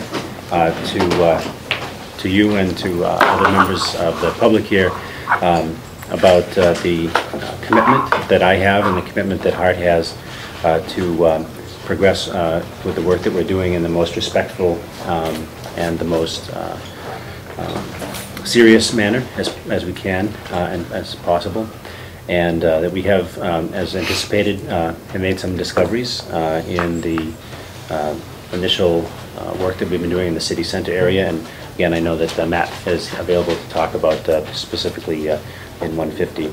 So I don't know if I may have some other comments at the next agenda item, just the general project update. But I wanted to say, again, mahalo for allowing me to be here. And thank you very much. Mahalo. Well, let's have Matt report out on the agenda item for this time. Okay. Matt McDermott with Cultural Surveys Hawaii. We are here to talk about what we found actually just a month ago. If you remember, it was I was sitting here at this table talking about how we had not found any human skeletal remains the last meeting, and it was that day that we actually found this find, which I'm going to describe today. We're doing an archaeological inventory survey, and the whole idea behind that is to do background research and come up with a plan on where the potential historic properties are. Then you want to do more research and archaeological testing. In this case, we're doing backhoe testing because of all the fill in this vicinity. But you want to identify historic properties. You then document those sufficiently so that you can make significance evaluations, what is important and what's not. And then you want to talk about the project's potential effect on those historic properties. And that's what we've been doing. And once we develop the project effect, you then develop significant mitigation or appropriate mitigation for that. So what we found today, and I have some close-up. Let me just pass those up, please. Those are the same figures that I'll be pointing out here. So we're actually at the intersections of Halikuila and Cook Street here. Trench 150 is an area that we're working on. As you can see in this figure, it may be difficult for people in the back to see. There's a lot of lines showing here. Those are all existing utilities. Part of our archaeological inventory survey plan that we've developed for the city center area and this is based on consultation with the Oibc and with OHA and with various other groups. We really want to limit the testing to the actual project footprint, which is defined based on the project's programmatic agreement as the area of actual ground disturbance as far as archaeology is concerned. And that's the same definition of the project area that we used for our archaeological inventory survey plan, which was approved by the State Historic Preservation Division. So we're actually trying to actually test the areas of column footprints that show up here in yellow. The green lines you see here are the potential relocation lines for the utilities that are there. This portion of the world here along Halikuila Street, as you can see, is a major utility corridor, excuse me, and it's a real challenge to get these trenches into these areas without affecting these existing utilities. This utility right here, where we had the find, it's proposed for a relatively small excavation, a line related to an overhead lighting feature. So probably an excavation that would be about 3 feet wide and probably go down about 4 feet.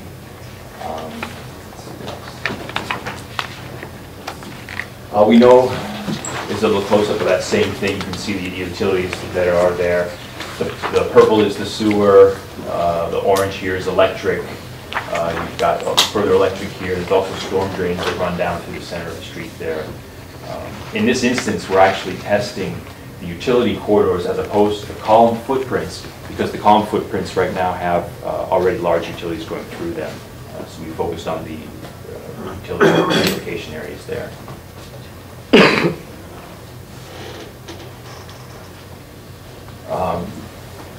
Based on some background research, we know that this area was done as part of the Improvement District 3 archaeological monitoring program. The HCDA did a great deal of work in this area, putting in storm drains and other related utilities throughout Cook Street, Halikuila, and whatnot. This work was done in the 1980s and 1990s, and is reported on in Wineski and Hammock 2000, the archaeological monitoring report.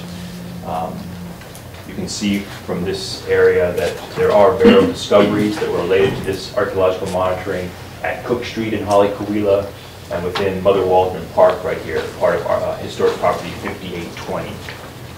Most likely the find that we documented in this area will become part of that historic property, which was already designated as part of this prior work. What What do the historic maps tell us about this area? This is an 1883 Baldwin map.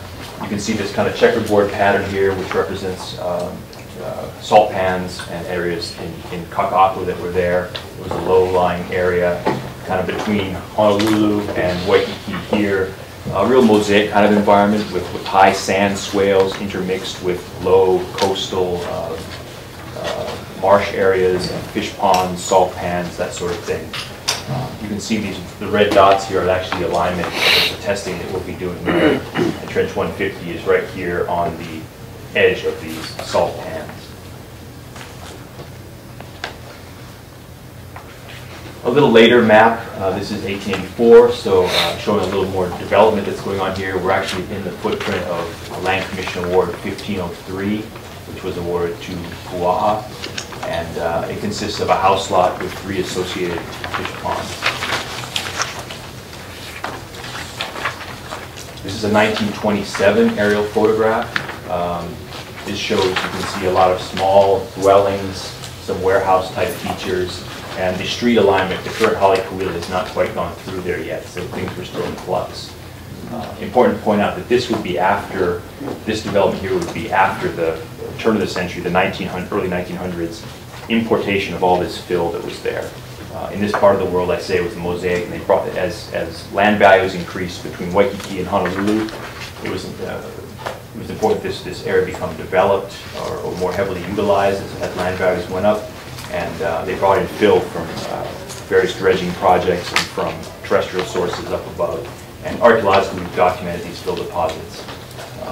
The fill was brought in fairly quickly, and so the old land surface, the old ponds, the old sand berms, the old awai that were associated with the fish ponds, those are all preserved beneath this fill largely.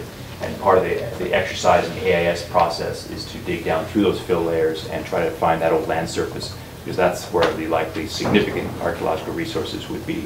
The house foundations, the remnants of fish ponds, the burial sites, that sort of thing. This is what the inside of Trench 50 looks like. You can see here this is pretty typical stratigraphy for this part of the world. You've got asphalt from the sidewalk, or concrete from the sidewalk, a layer of fill on top of it. And this area here is what we call the subsurface cultural layer, or the old land surface, the old A horizon. This is basically the old land surface of Kaka'ako before the fill was put into place. A feature that I'm going to be describing to you is associated with land use of this thin kind of gray layer there. These features that you see are cut down from it. That's all part of activity that went on, land use that went on of that surface before the fill was put into place. It is interesting that Halikuila Street, if you think back at those other maps I showed, is an area of high sand. Immediately Makai of that, Cultural Surveys has done a lot of excavations, and we don't find these Jauka sand deposits. For whatever reason, those were ponds or marshy areas. Halikuila was high sand. If you go further Mauka, there's projects that have been done there, and again, you don't find the same Jauka sands. So it's an area where it was high ground, and there was more activity there that left its archaeological signature in the form of these little features and whatnot that we find. This is actually the center of the trench. This feature here, basically, you can see the tan Jauka sands on either side, and this is the feature where the bone fragment was found, and it was excavated separately, and the material was screened, and we did find this bone fragment that we're talking about today. Here's the profile of the test excavation. You can see you've got your pavement, you've got your fill layer, brick sampled here. This is all the fill layers that we were looking at. And basically, the subsurface cultural layers, this thin band here, the stratum 2. And you can see these archaeological features that were cut down from that stratum 2 that contain the historic remains, or the archaeological remains that we're talking about here. The feature 1 there is where we found this bone fragment. This bone fragment is about 9 centimeters long and 2 centimeters wide and about a half a centimeter to a centimeter thick. It's actually the proximal posterior portion of a human tibia.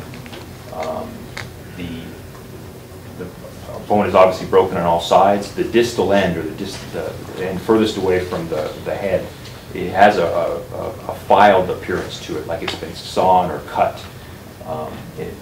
Once we identified the remains as human, of course, we treated it with deference. We didn't handle it as much. It hasn't been subjected to detailed analysis. But based on what we see there, it looks like it was something that was purposely filed, maybe to control breakage or something. Part of the archaeological background research indicates that human bone was used for fishhook manufacture, and the size and shape of this piece indicates that, again, it's just speculation at this point, but it could have been used for fishhook manufacture, which was fairly common in later prehistoric Hawaii for human bone to be used for fishhooks. So this is the area we're talking about here. The bone fragment is preserved in place right there in that same location. We dug the rest of the trench down through all that Jauka sands, that clean tan sand, and we document additional features there.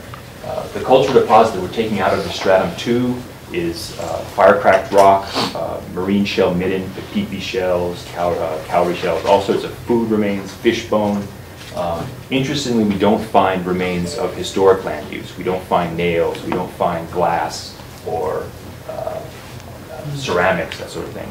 So for whatever reason, it looks like the land use associated with it, created this layer, was stopped before the introduction of this historic type land use. So based on that, what was found in that pit feature along with this bone fragment, most likely the bone fragment is of a native Hawaiian individual.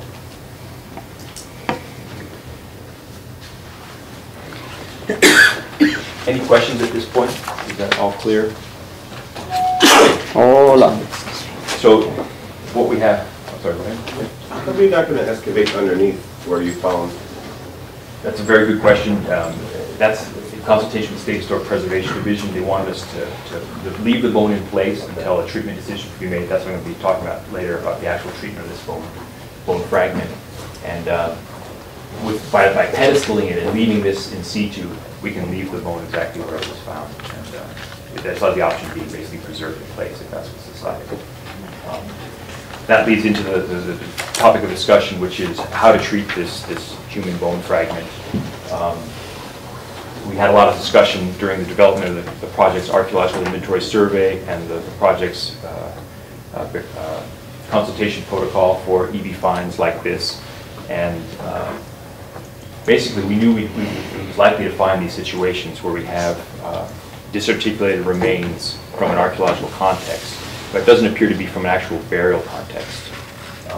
The recommendation that cultural surveys have put forward that this not be treated as a burial under Hawaii state burial law, that be reserved for purposeful interment. This is an archaeological feature, and it is human remains, but it doesn't seem to be from a burial feature. It's more of a different type of cultural process that's there. So the recommendation is, right now the fragment is preserved in place, but the recommendation is that we remove it and curate it at the Hibile station, which is where our base yard is, and the temporary curation facility. That decision is with SHPD now. That is their decision to make. Matt, is there an estimated date they figure when the piece of the... Based on the fact that we don't... Excuse me. Yeah, but what they...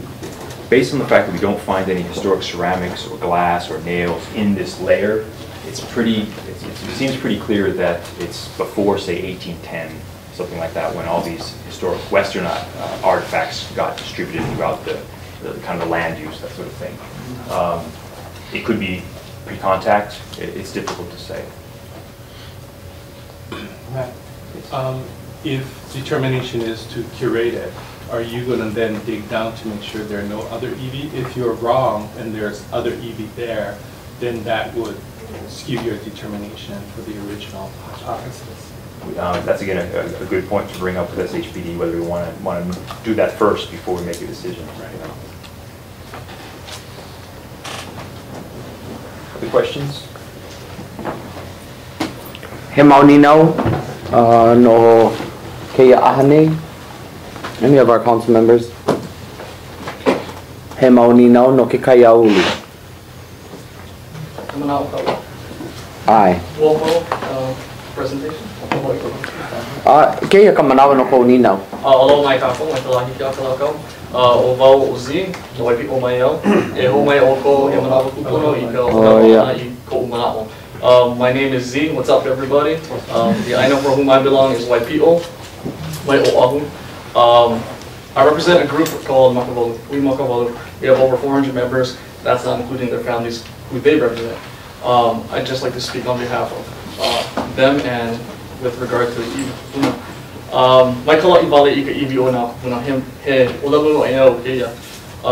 It's a wise saying, a proverb. It's a saying by our kupuna. Never dry out in the sun the bones of your ancestors. It's both figurative and literal.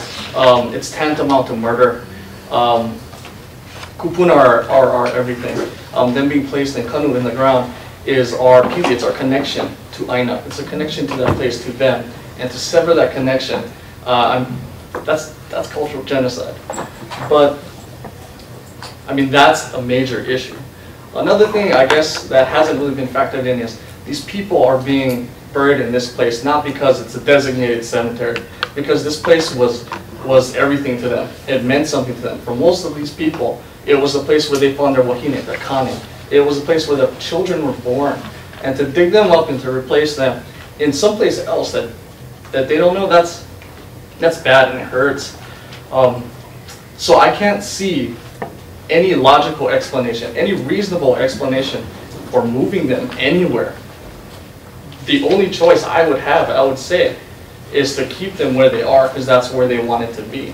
And if it's filed down for bones or whatever thing that you might come up with that for fish hooks or whatnot, I mean, it could be that they were dragged through the sand in some excavation and filed on that way, but we can't rely on all that speculation. I mean, they're there, they're in the ground. For the most part, that was probably where they wanted to be. And that's my mana'o, and that's the mana'o of Makalo. Mahalo. Hello. Kumukawa. Aloha, Mika Kumukao Ohali. I'm a cultural descendant. LCA 170, where the proposed downtown Chinatown station is. 2 years ago, I was recognized to the family at the village of Kapu'ukolo. Kino Pu, his father and his grandfather are in the Great Mahele document saying they were buried on that property, which is the proposed site that is there. The only reason why I'm not recognized as lineal because they haven't dug up the bones yet. Once, or if they do, I would expect this council that's already recognized me to that family in that LCA 170, Kino Pu to do so. But the whole thing would be burial in place for that particular iwi kupuna. And we would like to be, as Colette has asked, is that the families be there for the cultural monitoring and that we be notified when these things are done in our areas so that we are there, present as family members. Mahalo. Mahalo nui.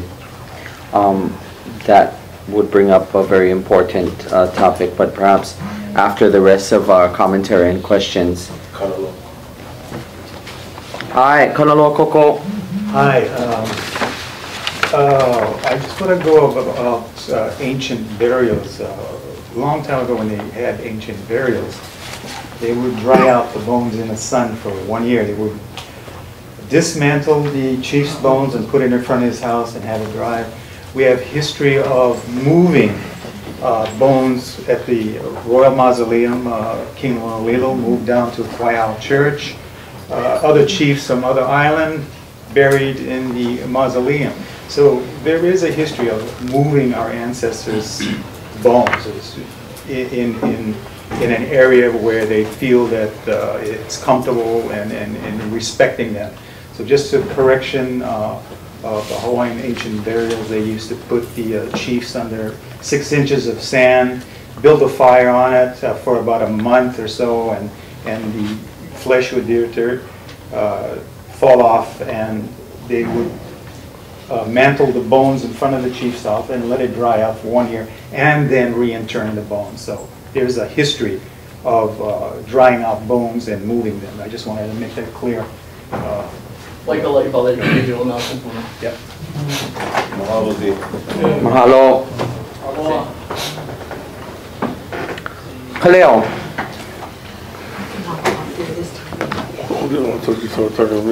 Oh, I'm sorry. Kaleo pai. Kaleo wahine. Yes, not to be confused with Kaleokani.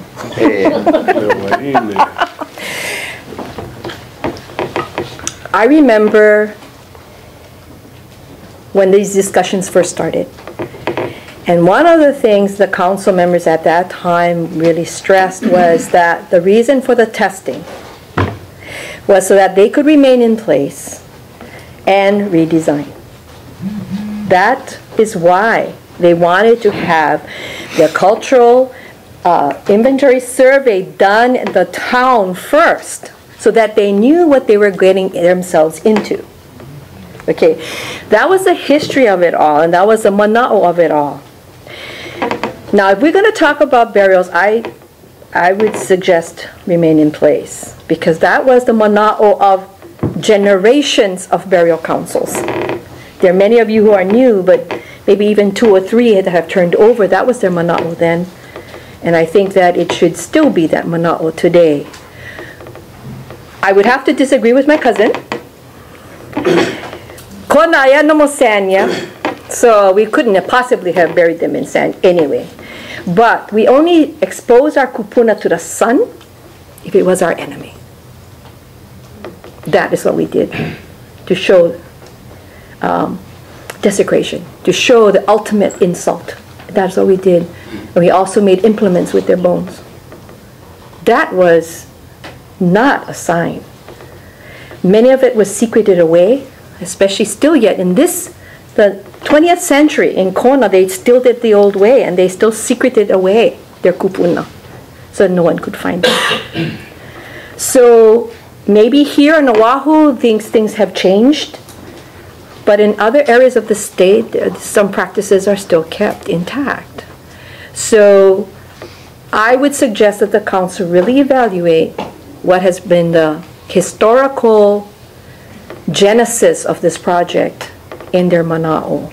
And that's what I'd like to hope that the council still does today. I hope my memory serves me right. Yes, I'm getting a little older, but I do remember that big conversations about we doing the testing, so in case we find kupuna, we can move the columns. We can move the infrastructure. And they said at that time there was leeway to move it forward, back, sideways, however way that they would realign. So I'd like to just make sure that, and you know, I keep hearing about proposed cultural descendants, this and that, this and that. You know, we have a list at Chipti. I know we have a list there. There's no excuse why that list is not being used, updated, and all the descendants. By law, recognition gives you the right to have these things. However, if your family does not have to be recognized, if Shipti or people in the area know that you have Kuleana in the area, you can come forward. The process is only so that the state must consult you. That is the law. It does not exclude Shipti from consulting with other known descendants from the area. And I think they should use their list as a basis. Thank you. Mahalo, Kaleo Wahine. If I could just respond to some of the comments. Matt? You know, we try to put a lot of thought into these potential EV component discoveries as part of the AIS process, the development of the ASP, as part of the burial consultation protocol. These sorts of situations were envisioned. We did try to make some thoughts, put some thought into how these things would be treated, because we knew it wasn't, we were going to come into situations like this. We did have a lot of discussion with the Oibc Transit Task Force, with the Office of Hawaiian Affairs, lots of different cultural groups and cultural individuals who have ties to this area.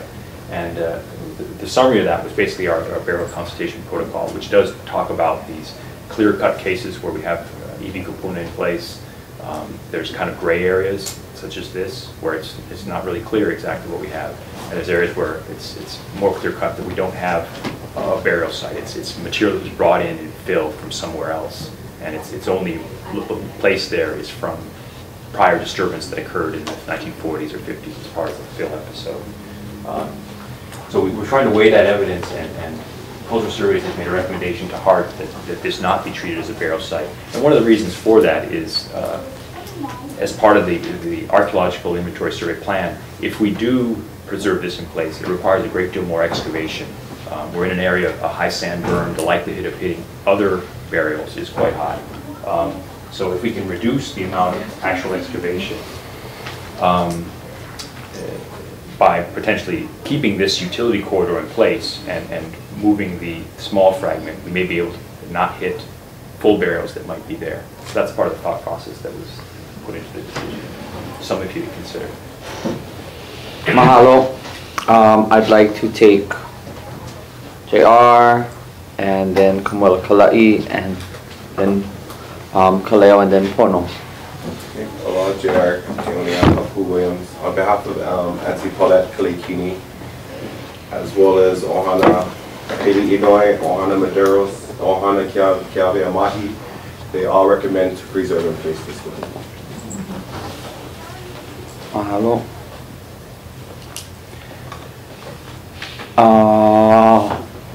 Kamala Kalai.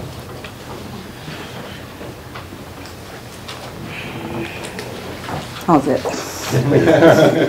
Hey, you lucky she told you how's it, she shook your hand. Welcome aboard. My name is Kamuela Kalai, and I just want to respond to the last comment about gray areas. You know, for us, over here, Oibc, there's no gray area for us. There's no gray area. You find EV, you leave them alone, period. There's no gray area, Matt. I'm sorry. I'm not sorry. I'm going to be very clear about this. EV's in the ground, leave them alone. Period. It's unfortunate that this particular project is requiring that this testing even be done. And I know you're not from here, so please hear my voice when I tell you that. This is very painful for those of us who are from here, that this particular process requires that they actually have to go and find out if there is kupuna buried there. Very painful, the thought of it, the thought. And the reason we have olelo no'ia about not exposing our kupuna to the sun, let them dry out, it comes from thousands and thousands and thousands of years of wisdom. Yeah, so I know you have kupuna somewhere, so you think about that. You think about how you would feel if this was your grandmother's bones, your child's bones, anybody that you loved, if this was their EV. Please think about that, yeah. For me, there's no gray area here. For many of us, yeah. And we may not know who this kupuna is. We never know. It doesn't matter. It doesn't matter. Kupuna is our iwi kupuna. And you know, we have another olelo no'ia ulana iwi. The bones live. It means they live through us, yeah. We're the beneficiaries of the thousands and thousands and thousands of generations of years of ike and aloha that our kupuna lived, loved, and died for here in our homeland. And the only remnants of that ike and that kuleana, that role that they played while they were on this earth, is their bones in the aina that becomes part of the aina that nourishes us as descendants, yeah? Mo'opuna. So we are mo'opuna. We are descendants of these kupuna. So it doesn't matter if you find one fragment, or if you find 1,000. It doesn't matter. It's the same thing. And it's painful beyond words every time You look at this morning's paper, front, yeah, headlines. Found another kupuna, yeah. So I want you to understand this because you have a very important role, Kuleana, to play in the decisions that are going to be made whenever our iwi kupuna are encountered. To please try and understand and put yourself in our place. And I'm also wondering, I was part of discussions with Faye, I believe, a few months back when the issue of cultural monitoring came up and how that was all going to take place. So my question is, you know, when kupuna are discovered, or I'm not sure what the term is, where are the monitors? Who are the monitors? Where are the families who have come forward to say they want to be there? They want to be notified. They want to make sure that somebody's paying attention to what's going on over there. So I'm wondering what's happening when these kupuna are discovered. Is there a process in place? Are the families being called to be notified so that they can? It's important that we be there. It's important that we be there. We need to be vigilant and make sure that the proper things are done in the proper way. And for me, it's always about preservation in place. And if you don't dig anything up, you don't have to worry about it. But in this particular process, I guess it's a necessary evil. So please make sure that the families that have identified themselves as lineal and cultural descendants are called. So they have an option to come and maka'ala and be vigilant when these things happen. I'm just wondering, what is that process right now? Who's taking care of that kuleana? Mahalo. Kaleo Okay, we do have a burial consultation protocol, and Matt went over that briefly. Matt, would you mind talking a little bit again about the development of the burial consultation protocol, which was required by law and which was vetted through a number of approval processes? As part of the project's... It's in regards to this. If I can speak first, Matt, do you mind? Please. Okay. Yes, you may. Go ahead. The reason I'm speaking up is because I made this comment last week at our convention. This protocol that's been set in place, I asked to serve on it. I was never notified. From gathering from what people were consulted to make this consultation protocol, I don't see practitioners. And there should be nothing but practitioners when you are dealing with this. Because we are talking about kupuna.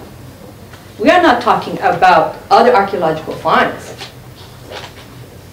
Till today, I have not heard, and when I did hear about it, that there is already one in place, where were the people who came to ask, can we be a part of this so we can give our mana'o?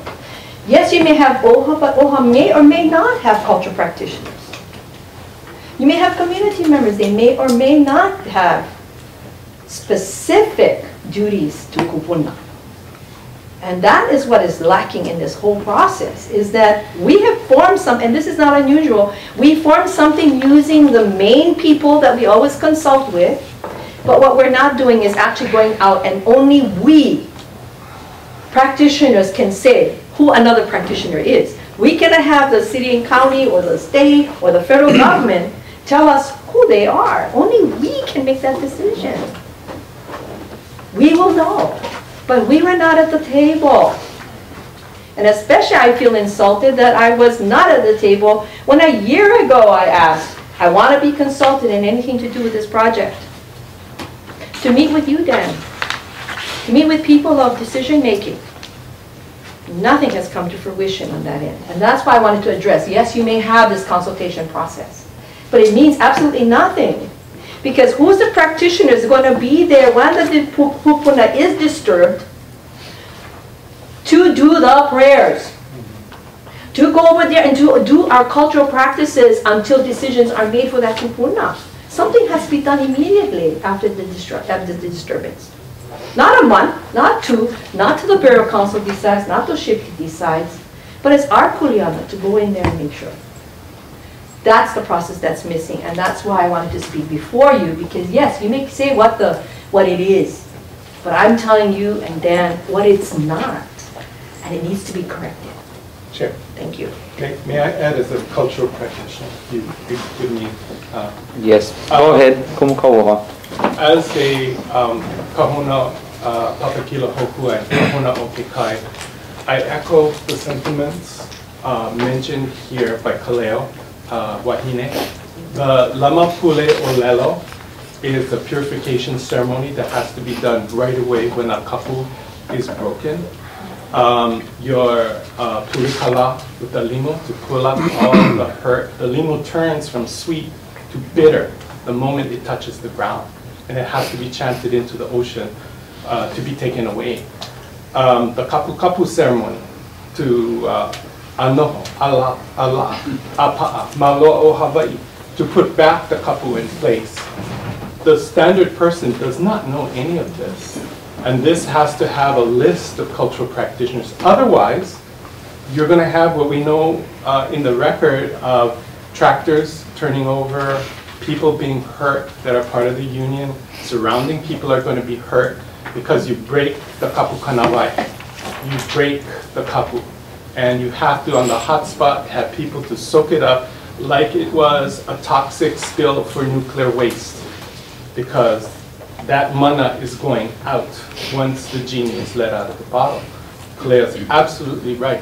And there has to be many because those few practitioners who exist today are busy. So they may be out on different calls when this comes up. So there has to be like a Rolodex of maybe 20 or 30 practitioners that if one is not available, another one can step in, but she's absolutely correct. Mahalo. The cultural consultation protocol is the first of its kind. We made a good faith effort to put this together.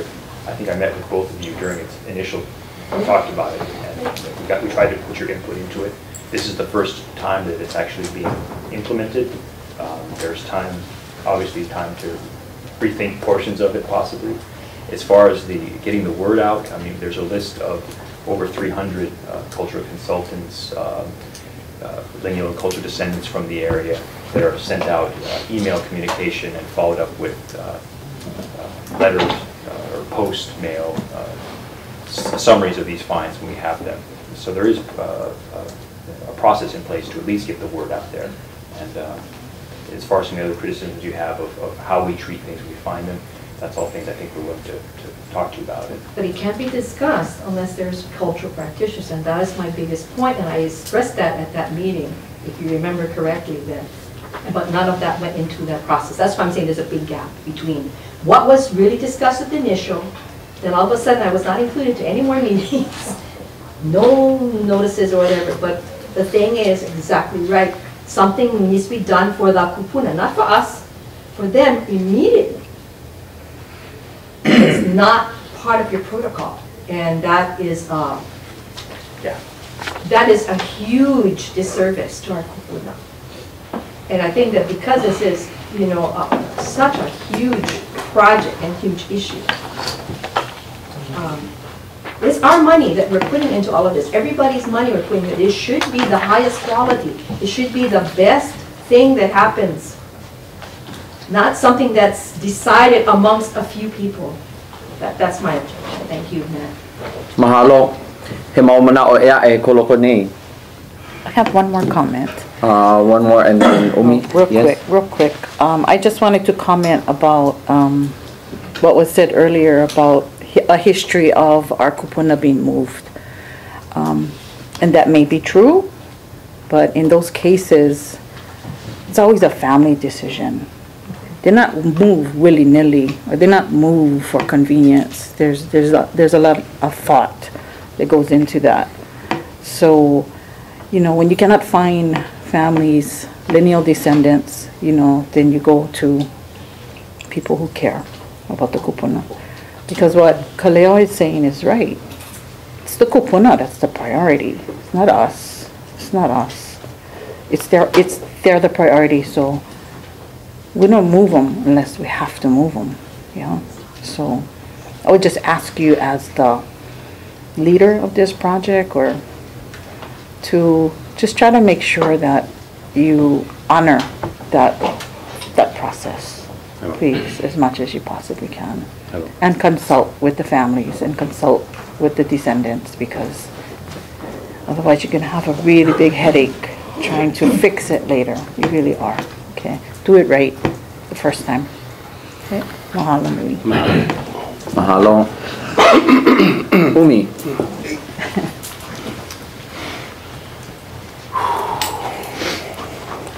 Aloha. Aloha. Umi aliloa, Waikio, Hawaii. My family is also from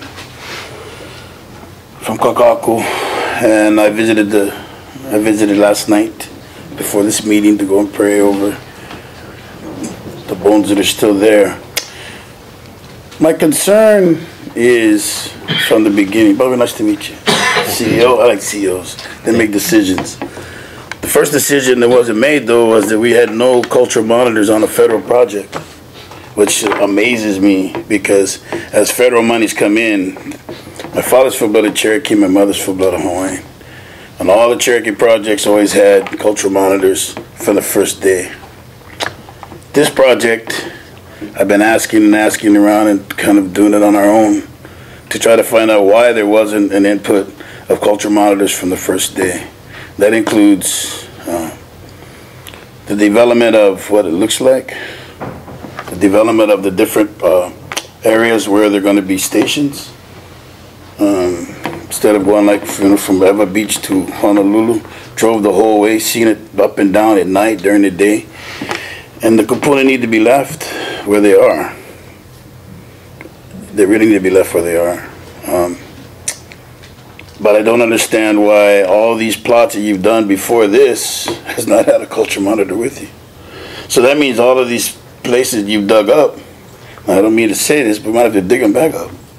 Because how do we know that your archaeologists, who most of them we don't trust, are on your sites, and they come up with saying that there's nothing there, and the operators and people don't even know what they're looking for.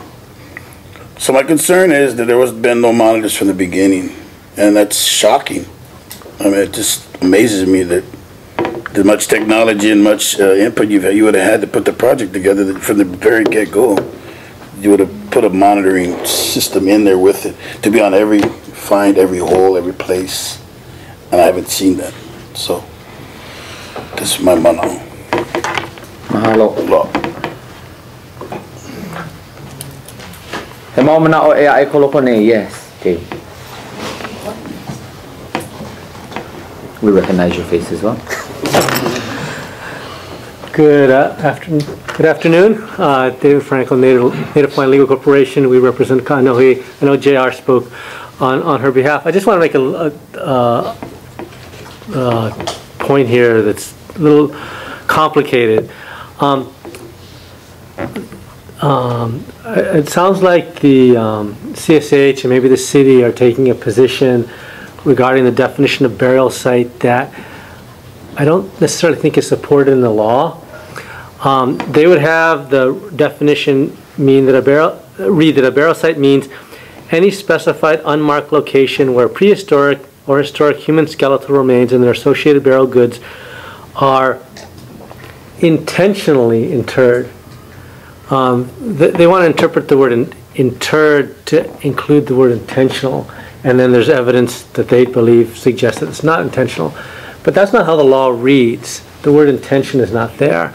So I would suggest that what they're declaring to you is that the EV that was found should not be considered a burial site, and I don't think that's necessarily correct. So, and of course, if it's not a burial site, it would be outside your jurisdiction, which is the argument that they're trying to make to you. But I don't necessarily think that's correct. That's all. Thank you. Mahalo.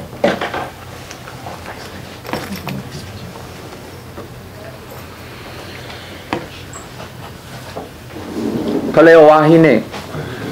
One last comment, and then I will be quiet, hopefully.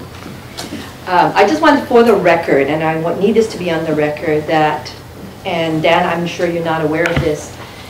Months and months ago, may have even been a year ago, and I met with Faith and Carrie Okinaga to discuss about cultural monitoring and the need for it. And their answer to me was very simple. It is not a line item and therefore cannot be funded. However, if people want to volunteer, that would be nice. And I will say this to you, Dan, I'll say it again to Faith. The time for us as Hawaiians to volunteer is over. We should be compensated for the work that we do and compensated equally to any other. That's all I have to say. Mahalo. At this point, I feel it's important. Yes, Kanalo. At some meetings, they were going to have cultural monitoring, but the compensating for that would be $600 a year. I did cultural monitoring on Bellows, the University of Hawaii, and certified as a cultural monitoring and in a trench. And just for that week, they paid us $700 just to attend this thing, and they made a book on cultural monitoring. I'm a construction worker. I build high rises. I've been in trenches 20 feet deep building columns in Ilikai, Moana. That's my family's name. My 11th generation grandmother is Moana. Her mother is Ilikai Moana. So in that presence, I just want to announce in this district that we have a name process. But the $600 a year, and this thing is going to stretch out 14 years, and if they're going to just pay monitoring for that year, I mean, I don't think it's a good wage for cultural monitoring. So as a certified cultural monitoring on a military base and being certified by the military, if you're going to be a cultural monitoring, I would want to be on that list. With my background is construction, safety equipment, to be a monitor, and that's all I want to say. Mahalo. Yeah, I just want to say, I'm with the project, work for the city, and we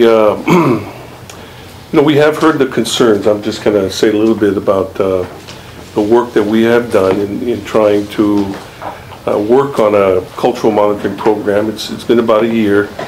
We've studied behind the scenes. Maybe we should have been saying a little bit more about this, but we've been studying the Army and the way the Army has been developing and working with cultural monitors. Ganda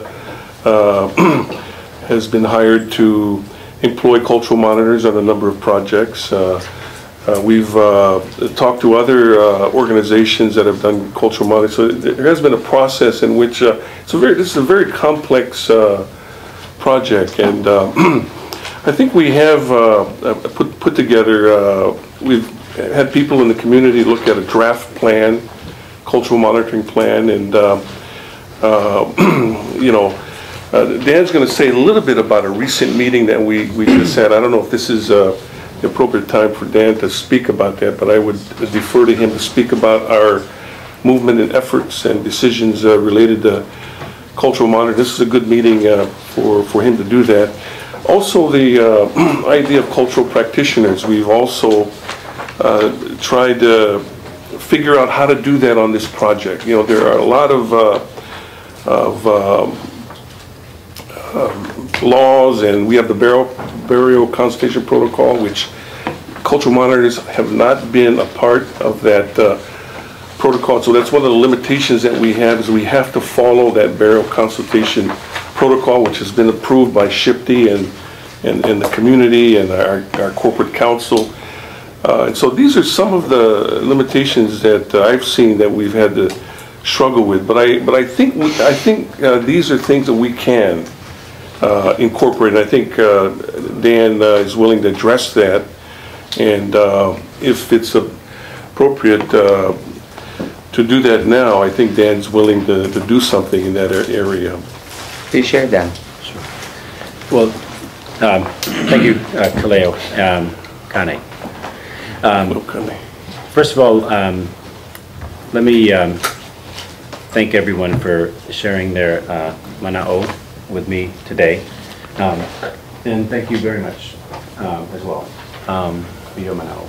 And so I'm new, 6 months yesterday. Congratulate me or not, I don't know. It's been important for me in talking to members of the Oibc as well as members of the community to understand the special place that is Hawaii, and also the what is unique about it. And so I've come to learn a lot, and I know I have much more to learn.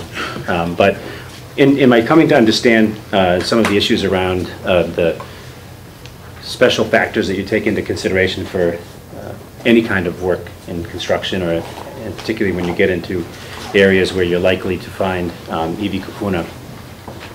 And I do think of them as my relatives. And that's some good advice I got early on, was to really understand that, and how I feel about it is it the same way that if someone were to be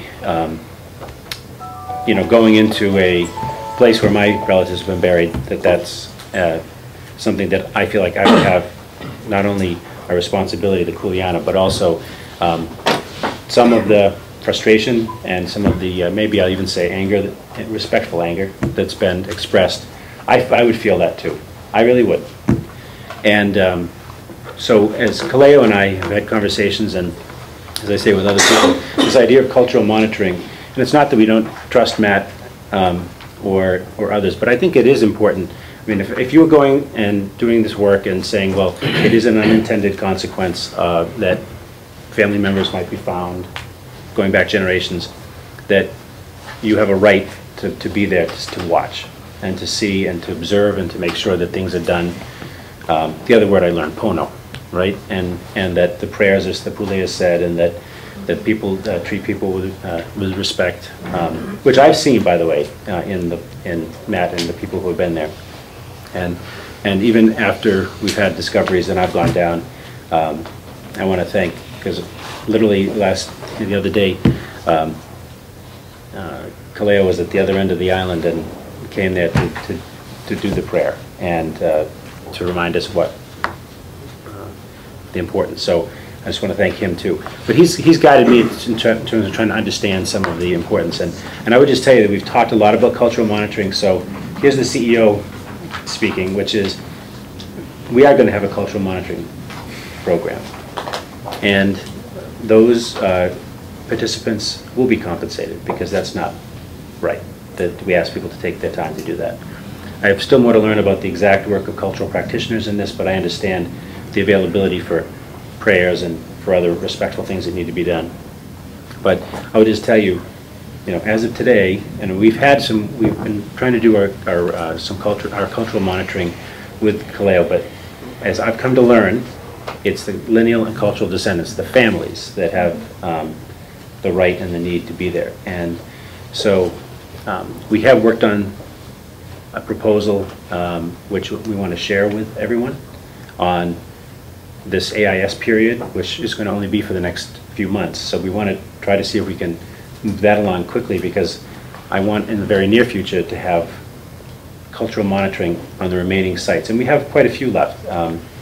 There are over, I guess, 120, 150, almost 150 trenches that still have yet to be dug. And so, and most of those are in the city center area, in the three ahupua'a where we're most likely to find iwi kupuna. So we would like to have you there. That's the first thing, and to give us some input. But in the longer term, I would like to have us meet, because I think it is appropriate, as several people have mentioned, that for the duration of the project, while we're doing other work, that we have cultural monitoring. Here's what I've heard. I've heard two things. One is respect, and the other is trust. And I guess what I hope to do is to first tell you that as long as I'm the executive director of HEART, we will respect iwi kupuna. And you can help me to understand what that means and how I can do that. Second thing is, I hope to earn more trust. And the people that I've seen working on the project, from the archaeologists to people at Hart, I'm going to give them the support, and they're going to support your efforts, so that I hope we build a better trust than we have today. And it's okay to acknowledge that there's some mistrust, because I don't think if you don't acknowledge it, you don't get to build on it. So I would just tell you that I have come to understand in the 6 months I've been here just how we can do a better job, and with your help, and with this council's guidance and members, as well as perhaps most importantly the families, I think we can do that. And that's my pledge. So to be very clear, we have a cultural monitoring program. Let's work on it together to find out how we can implement it as quickly as possible. Done. Second thing is that I want you to know that as we've been progressing, that within the organization, I've elevated the archaeological inventory survey work so that those folks who are actually working on this project report directly to me, so that you have that direct pipeline. The other thing is that, because I do want to have accountability. And then finally, as has been mentioned a couple of times, I don't think you ask people to do their work, if you're a cultural practitioner, or if you ask people to give her their time, that they do that with no fair compensation. I don't know what that is, but I know that there have been other projects that have recognized the importance and the need and have been able to deal with that. So we should be able to too.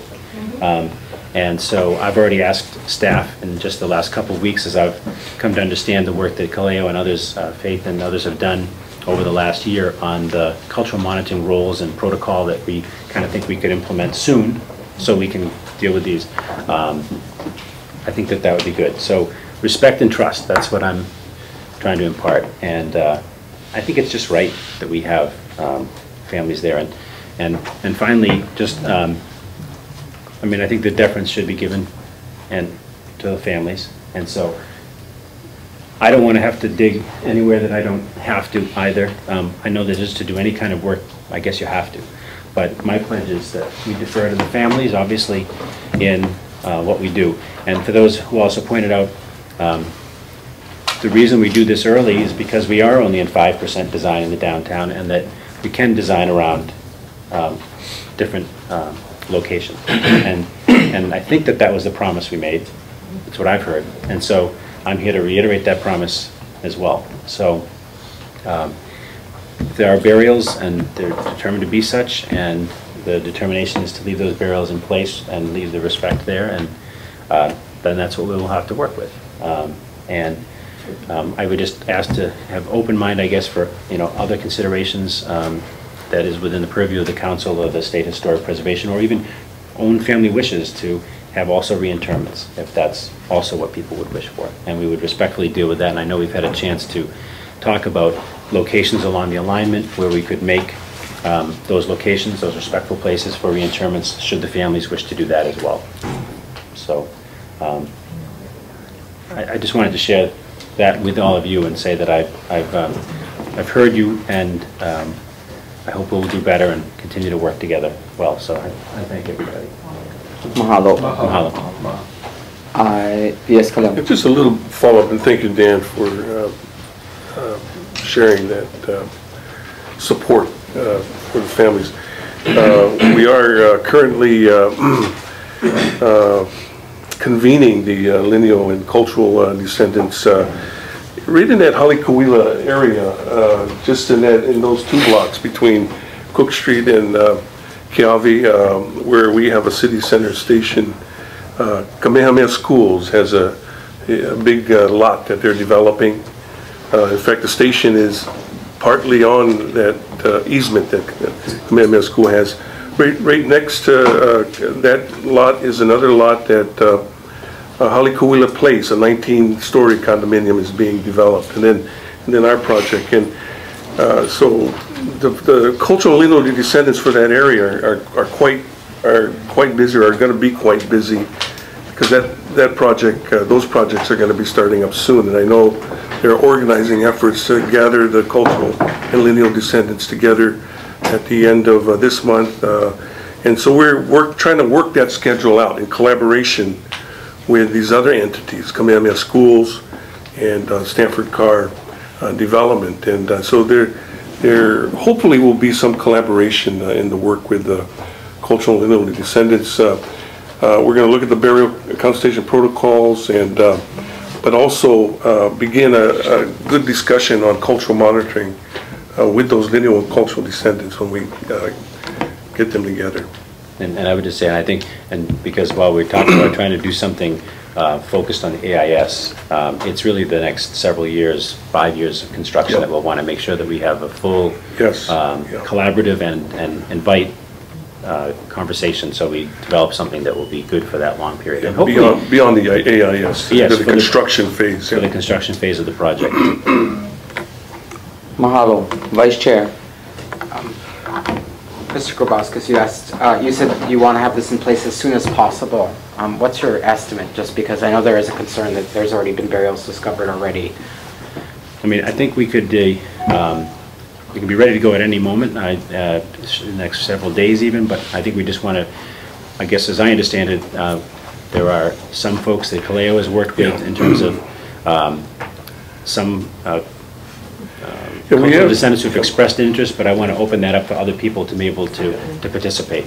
Yeah. So we have been doing some informal cultural monitoring. That would be me, and we have another staff person that works for PB, a Native Hawaiian, so over several months now we've been trying to work on this plan and to make sure we're interacting with the archaeologists and the work crews as they're doing the AIS, and then we have had a few volunteers that have made themselves available to do some random monitoring, cultural sensitivity and awareness monitoring along the route, not actually going onto the work site, but letting us know what they see from the public perspective, the public view.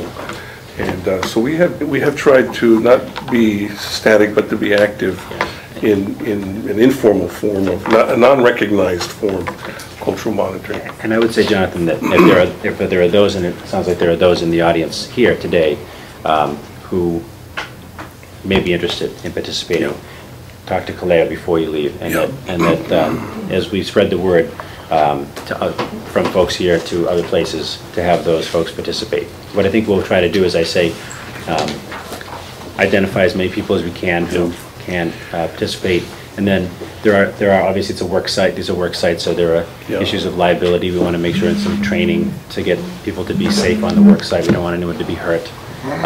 And then just figuring out what a compensation for participation as well. So we're going to try to do that as quickly as possible. And as I say, depending on what guidance we may be able to get from successful cultural monitoring that has happened before, maybe we put something in place very quickly, and then with the understanding that even during the next several months of the AIS, that can evolve in conversations for several weeks. And then perhaps most importantly, since we'll be in construction for over 6 years in the whole project, then that's really where we should be having a more open conversation with many cultural and lineal descendants, as well as other interested people, on how we put into place a long-term process. Mahalo. I must apologize beforehand, as I do have little I do have a little treasure chest of things that I must share as the Kona representative that has been very active. Each and every one of you as individuals in your respective capacities, from CEO to people on the front line. I have aloha for all of you as individuals, and I've not met someone along this project that wasn't nice. But for as far as being nice, I can be nice, and then other people would have other things to say. So this is mixed in with a bit of personal experience and the history of this project. From the time that I came on to the Burial Council, I have availed myself to the process. I was a member of that real task force, and from the get-go, just for this public record, the Oahu Island Burial Council was opposed to the phased approach that was now your predecessors in terms of getting all this started. We understand this, and I have great aloha for you because you, Dan, are you have walked into a project where now everything rests on your shoulders. I appreciate hearing that you're making the accountability go straight to you with particular regard to this. As far as cultural monitoring, I know that I've sat down with you at those informal sessions, Khalil.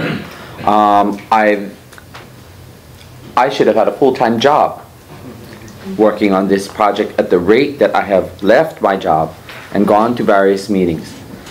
I have committed so much to making sure that a Hawaiian voice was going to be there, and notwithstanding any other voices that you have, that I went out and I went to safety systems and I bought my hard hat, I bought my safety goggles, I bought my class 3 vest so that I could go. I want to acknowledge in this room that I appreciate Matt and Cultural Surveys for allowing me the opportunity to learn on the job. And I spent my last weekend there, this past Saturday and Sunday. I look forward to the next update that where we will see agendized the most recent finds, of which I had a chance to respond to early that morning. Thank you, Matt, for teaching me along the way. I will say that I respect hearing that you're going to do a fast turnaround, but at the same time, I need to vent this, that this should not be a fast turnaround now. The cultural monitoring, I would have expected that the cultural monitoring was going to be in place from the time that this was done, and rightfully so, Faith. We've sat across the table many a times, and I said, because we can't support the phased approach, you know, we were hoping that a different level was available. I also know what it's like to work in the Hawaiian community, and in the Hawaiian community, sometimes you get that, yeah, I'm going to come, and then, well, where they don't come. Or, yes, I'll do this, but, other people will prioritize differently.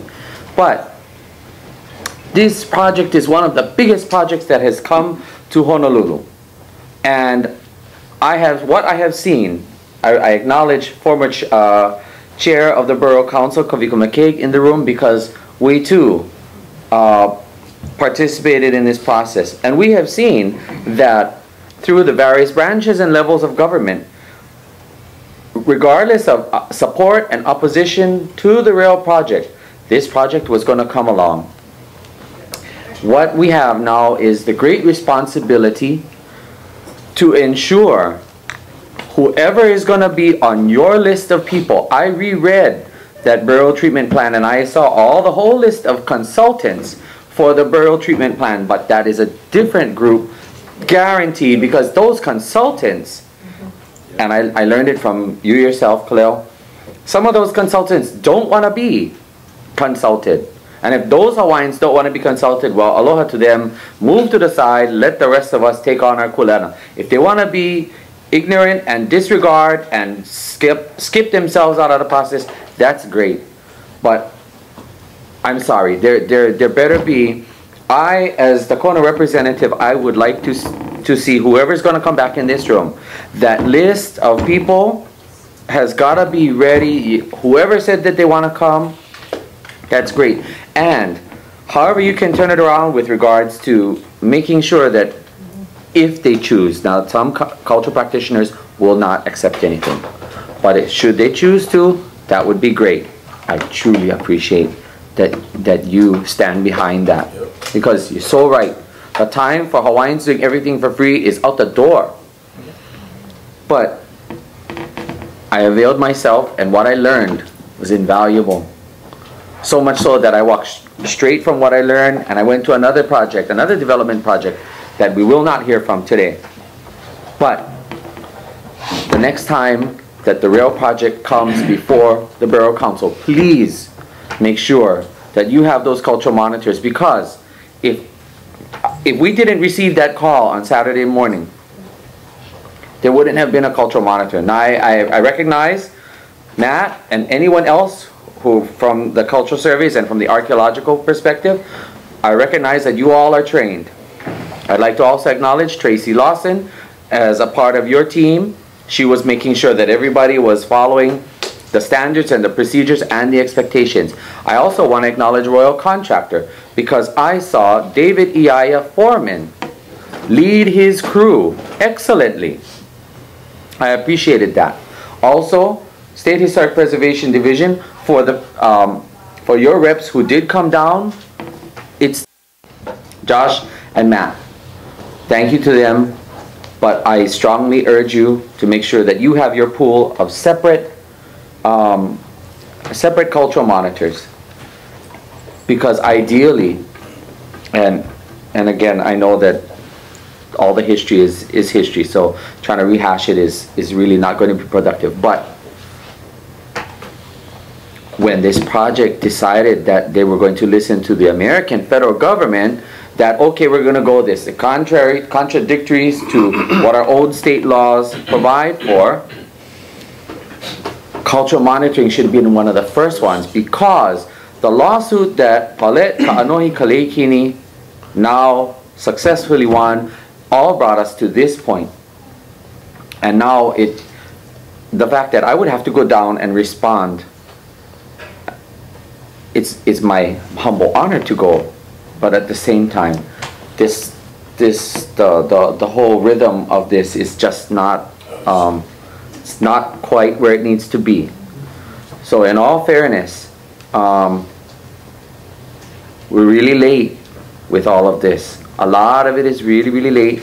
I don't want you to feel that you are the one that got to shoulder it all. You know, your team. Everyone knows, or if they don't know their role, everyone better know their role by yesterday. I just feel really charged because this is months and months and months that I've attended every last meeting that I can possibly go to, and you name it. So, and I feel overwhelmed. I really do. But that can be alleviated with making sure that these people get out there. Yes? Chair Hina said, and Dan, if you could help us, there are Hawaiian consulting parties that are pulling out, but there are those, we put in our registration through the federal government, as your staff knows, and we haven't gotten an answer in 4 months. And this is the Kanihili Hui that is in part of all the 106s for the Kalailua energy development with the Navy, for hunt development with the solar energy photovoltaic farms. And yet we've tried to be an active consulting party, and yet we're shut out from the federal side, where you have Hawaiian groups, as Chair Hina mentioned, want out because they don't want to be cursed by this process the way it has been. And yet we want to come in to assist this process, and I would ask for your assurance with your staff if you could send them to help us, because we have all the necessary credentials, as Kaleo Kane has mentioned, and your people, but we need that added impetus to push it through so we can be part of this. But we're being locked out, as Kaleo Wahine has also said. Mahalo. So to at least close, are there any other sentiments on behalf of this council? Shad? I think what's very important to understand, we've been talking about all the people we need to thank, and I think we're very thankful for all the things we're talking about. But I think one thing we got to remember in the end, the people we're going to have to thank is the taxpayers. As long as this discussion goes on and we don't come to a resolution, we all going to pay. We all going to have to vote. So the decision here is not the end. Just wanted to share that. You're exactly right. Commentary from the audience. Dean Hamer. I'm Dean Hamer. I'm Moku calling a lot. It's just following up on all of these questions, which is that, as you know, the Burial Council has previously consulted with the rail project over many years. Their advice was ignored. You went ahead with the project and doing phased And it cost a lot of money. There was a lawsuit which cost millions and millions of dollars to defend. And now there's going to be a delay of many years, which will probably cost, I've heard, between $100 and $500 million because of the delays and because of all the contracts that you've done. So the question is, in terms of the seriousness about cultural consulting, what is the budget for the cultural consultant project? As I said, that's what we're really developing right now. So in the next 2 or 3 days, you said it could start, but you don't have any budget? We're looking at ways that we can bring on folks quickly, and then in the long run, we'll set a budget, I think, for the overall project and for the EIS. But, can you estimate a budget? Is it going to be 100,000, a million, 10 million, 100 million? What range? In there. But I think what's important is to do exactly what we talked about, which is have conversations to understand exactly what the project will be and what the scope will be, and then what the type of work and just conversation will be. Mahalo. Any further input, Matt? I'd like to return the thanks to you for coming down. What you've done, really appreciate your support. Jonathan coming down, and SHPD supporting you. That's been a big help too. So thank you very much. Mahalo. Kanaloa. I'm like yourself, been involved in the project with Tani Kalea, and been volunteering and filming the different projects on the road. And it's been intensive discussions about this project and a long time coming. And I would suggest if Hina could be a monitor in this to wear another hat too, because she's been involved in the project for a long time. Emeritus. Mahalo, did you just volunteer me? You're going to get me divorced. You're Mahalo. first cultural monitor. You know I love you to death. The only problem is with the law the way it states, you guys would have to recuse yourself from anything if you actively are involved. And that, if you just are wearing your hat, it's not a problem.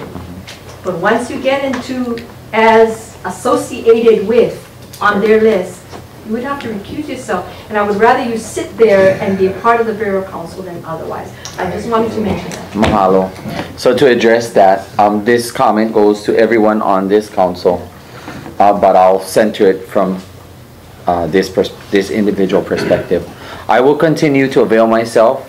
When I receive the phone calls, it's fine. As long as I'm available to come down, my kaino.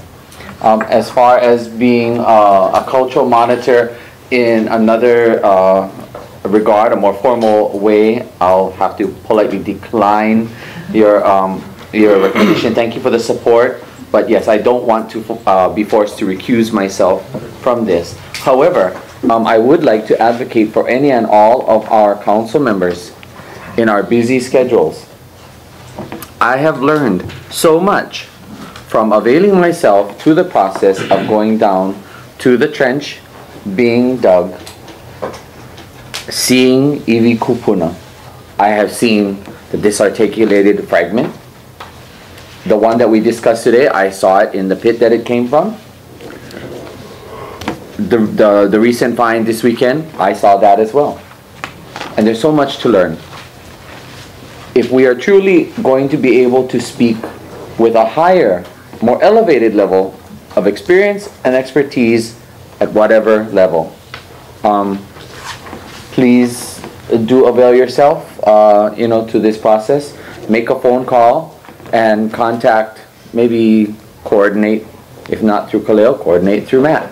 And call Matt and say, hey, I want to come down. What I would like to ask is that as you figure out how to work out the cultural monitoring, make an immediate investment in hard hats and class 3 vests and safety goggles, so that way if any one of our council membership, or if anyone along the way can go down. We can make those available. Yes. Absolutely. Mahalo. Mahalo. And so for those, again, I would just say, if you have further mana'o or if you're specifically interested in participating, please talk to Kaleo and other members of the staff who are here before you leave today, and we can try to implement that process as quickly as possible. Kaleo wahine. Okay. I hear you, Dan, and I applaud, but I would be very hesitant to put my name to Kaleokane when I have been ignored, and therefore I'm giving it straight to you. Oh, okay. And I would echo for our group has been shut out of the process for 4 months. Your staff has known about it, but nothing has been advanced, even though I have emailed and let them know. It's like nothing is being done on their level. We need it from the top, especially to be what you just said, a promise and a commitment. We need it from you that our Kanihili Hui can be part. We already recognize in these 106s already, we meet the criterion, and yet we're still not being recognized. But we need that commitment from you. Otherwise, the staff cannot, for whatever reason. And that's really why I wanted to come today, to make that commitment publicly to the council and to you. And you can, honestly, you can give it to the staff as well. And they'll, because that's where we're at today. And I'm looking forward. And Mahalo. Mahalo nui.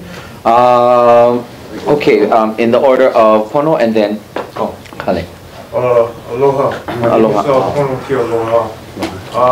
As the gentleman over there referred as a gray area as far as my puna. Yeah, I ask that you give them the same respect as you do the people up in Punchbowl that fought for wars agreed that were not ours. What will happen if anybody goes and tries to disturn them? I ask for the same kind of respect. Mahalo. Mahalo. Kale. I'm going to quote you, so you said that the time for Hawaiians to do things for free is power, right? It's my first day on the job. And in all seriousness, I wouldn't have, I'm doing this because I feel, as a, from Ko'olauloa, it's my kuleana, so let me just, on the first day, let me say that. But it sounds like there's a consensus that cultural monitoring has to happen. And my question is, and it sounds a question has been raised, who's monitoring the monitors? And, and part of the issue is, there's a well-known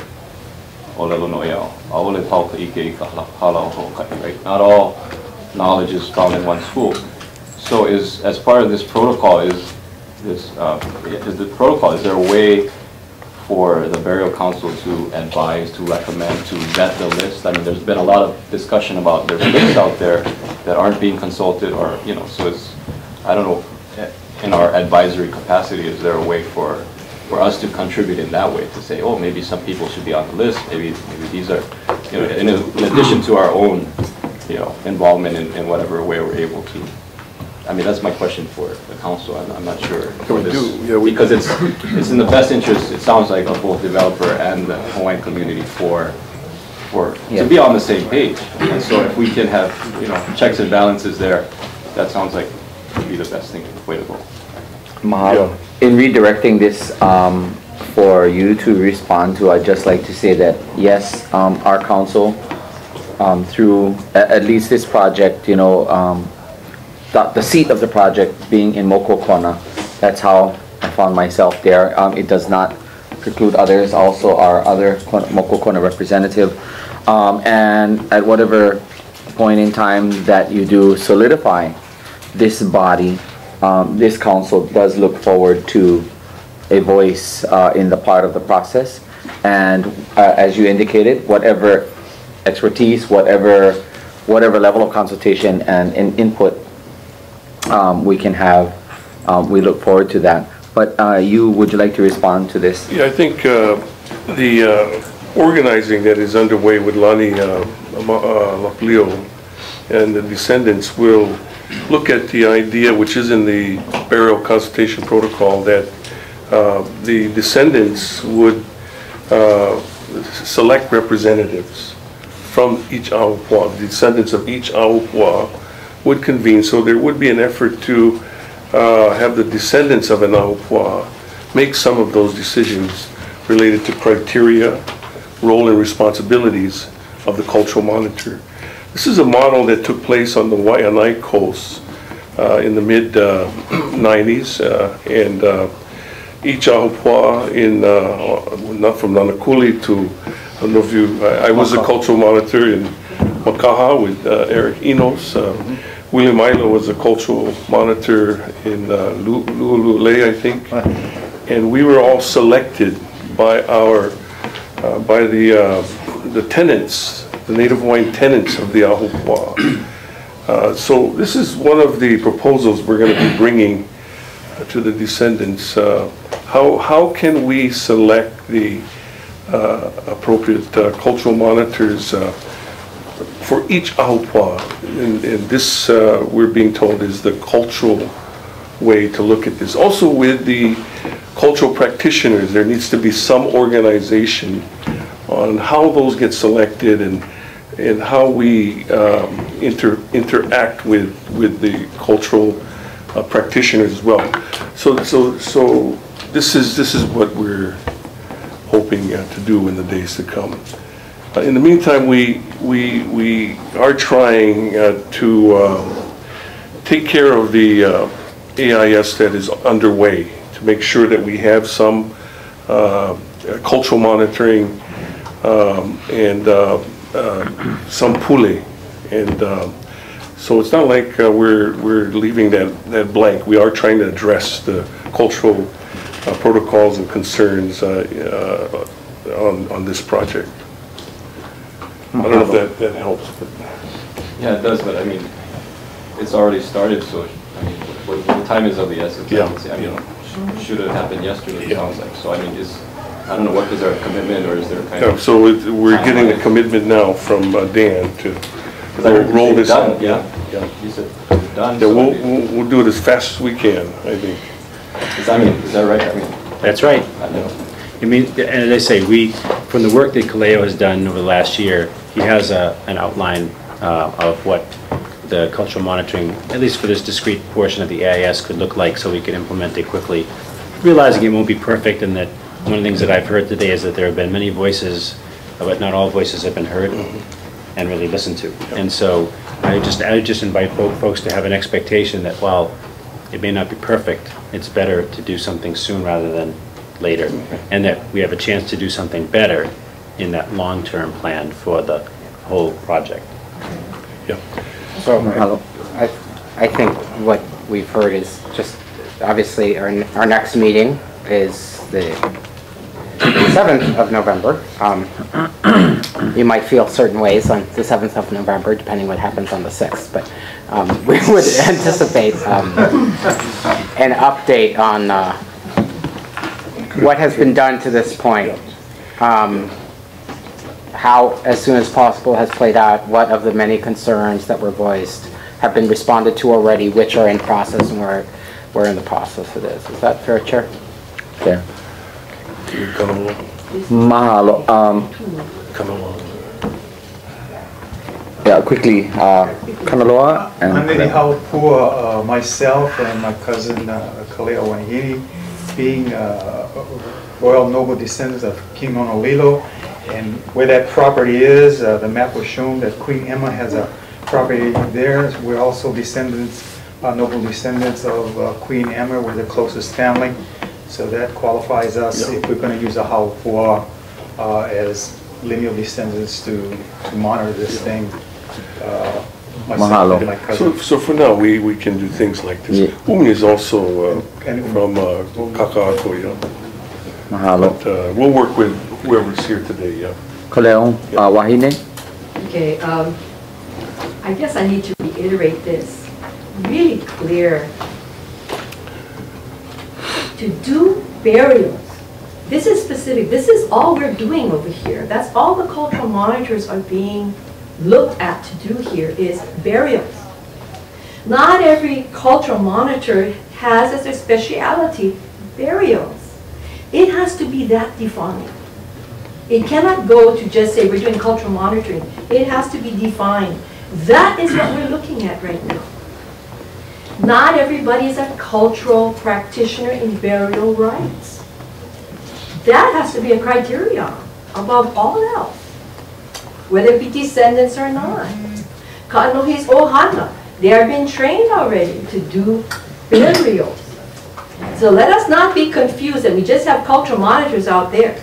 It's fine to say apule, but if you are not a burial rites practitioner, you have no right to do that, pule. There is a big difference, and that needs to be clarified. Not just anybody can go out there and do it. It will be like me saying, I can build a canoe. I'm a canoe, kahu. I can do that. I can't. Know what your rights are and what your practice is, and that is what you should be deliverable. I'm sorry, this is getting too far off course, but... We just need to be reminded, it's the families and the descendants that make that call when it comes to reburial, reinterment, not the project, but we will support the family and what the family. Mahalo. In an effort to move us along in our agenda, we still do have a significant amount to address. I do know that people have to go. Mahalo anui yaoi, Dan. Mahalo, everyone. Yes. Yes, we look. You all remember what we look forward to seeing the next time at our next meeting.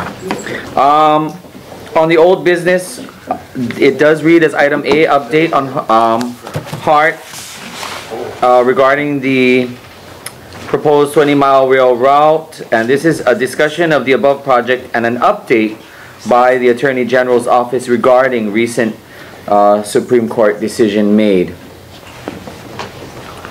If you'd like to take a moment out, I'd like to ask for a 5-minute recess. Now is the time for everyone to go to the restroom, but for the HART folks, you figure out your... It's just... Now we can... Yeah. Well, thank you. Motion, you have to move to executive session. I have to make a motion. Or somebody. Yeah. Oh yeah, mahalo nui ko kako hui ho ana. Our council will now reconvene and taking up old business. First on the agenda for old business is item A, update on Hawaii Authority for Rapid Transit for the project and proposed 20-mile rail route covering multiple ahupua'a over multiple moku on this island. This discussion will require us to be in executive session. The chair will entertain a motion to put us into executive session. So moved. Moved. Second. And second. Then we are now in executive session. So we have to... You gotta kick us out. How long do you think it's... Olu e holomua no ikako me ka eleo wiki I hiki no I akako ke ho'olohe I ke ia mau mea koi pono no kahala vai. Kalia Fort Rusi wastewater system improvements. A brief update from this project. Hi. Hi. Aloha. Aloha, Madam Chair, Vice Chair, and the rest of the hui that's still with us. It's good to be formally before you folks, as I've actually completed my 1 year of State Ethics Commission. Can't go talk story with the people you like to hang out with. Formally, but anyway, I don't want to waste your folks' time. This is just a brief update of a project you're already familiar with, and it's still sort of the planning and review stages of environmental documentation.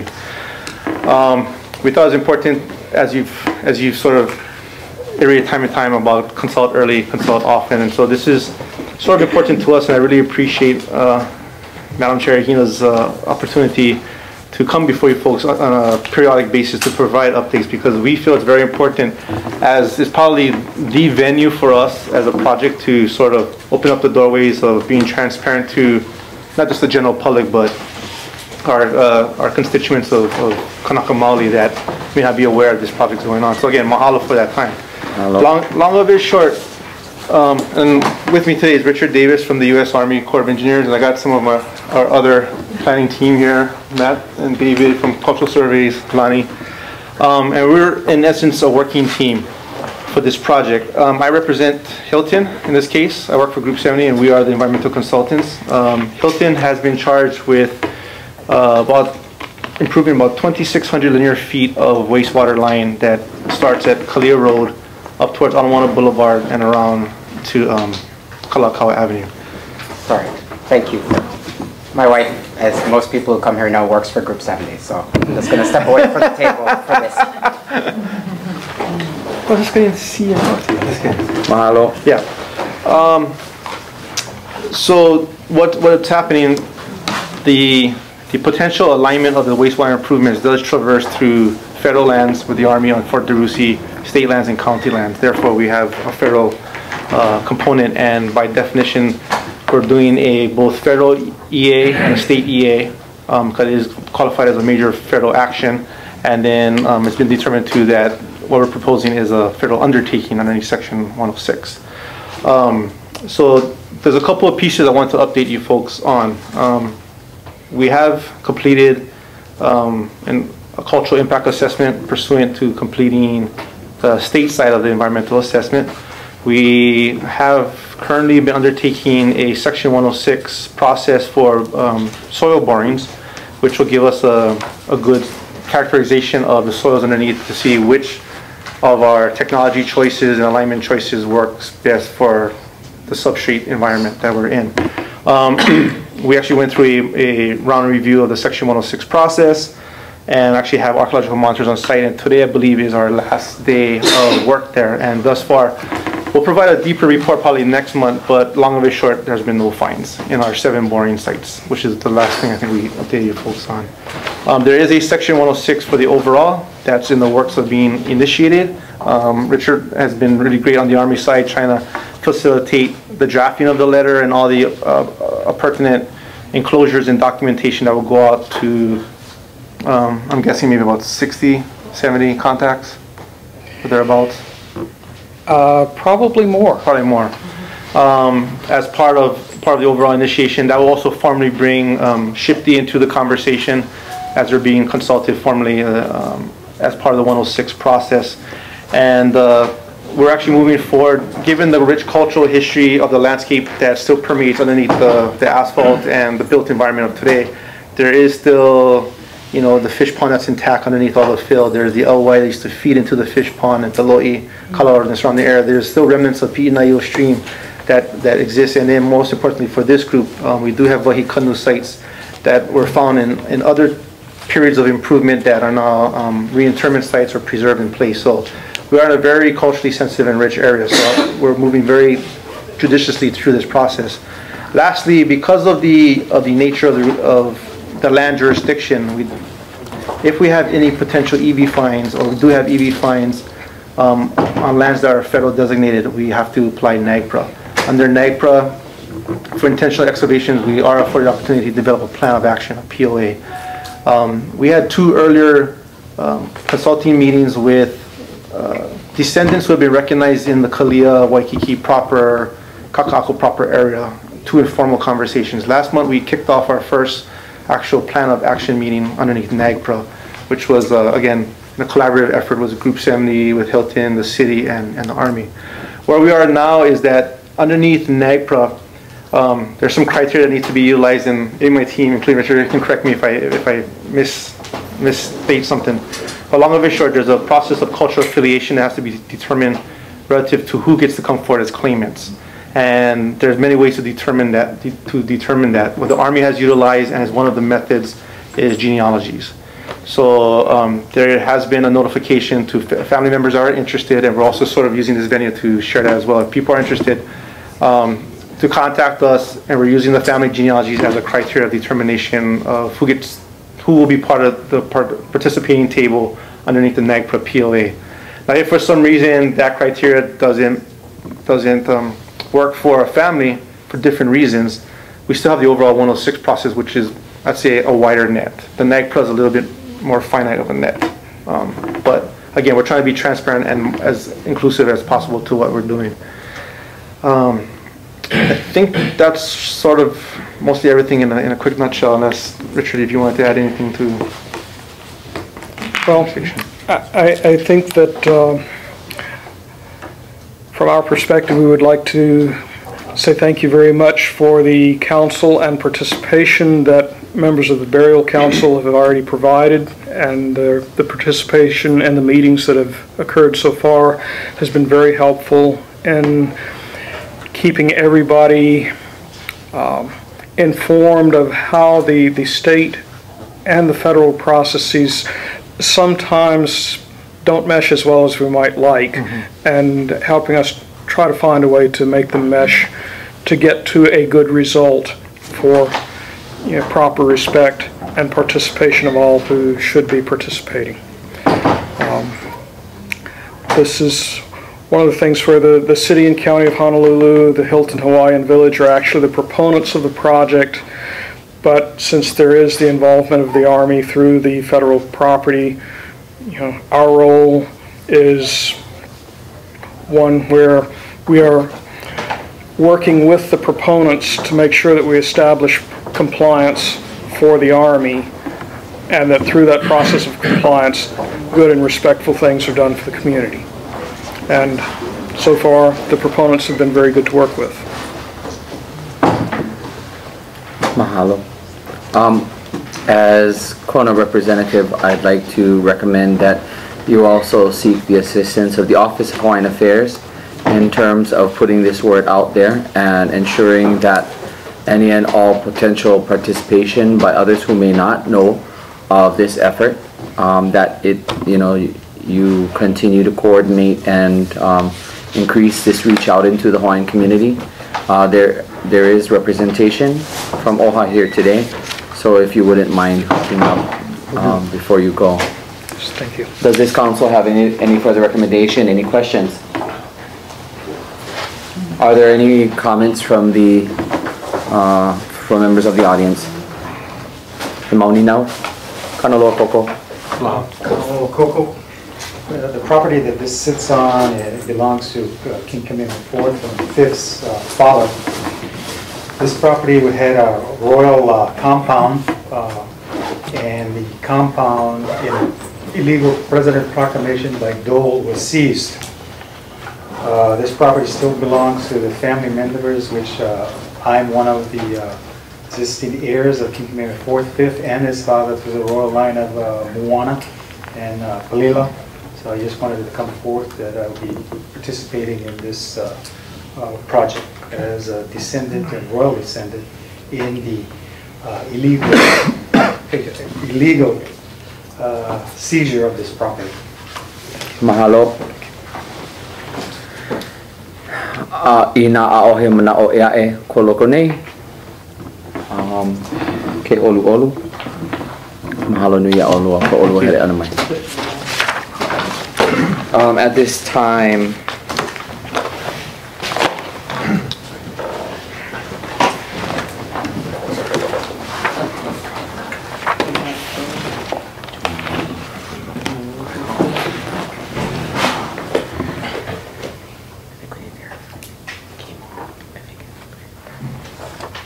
oia holomona hoi kako e pilina no ke koleana ma ka waiahao ka hale pule ko waiahao.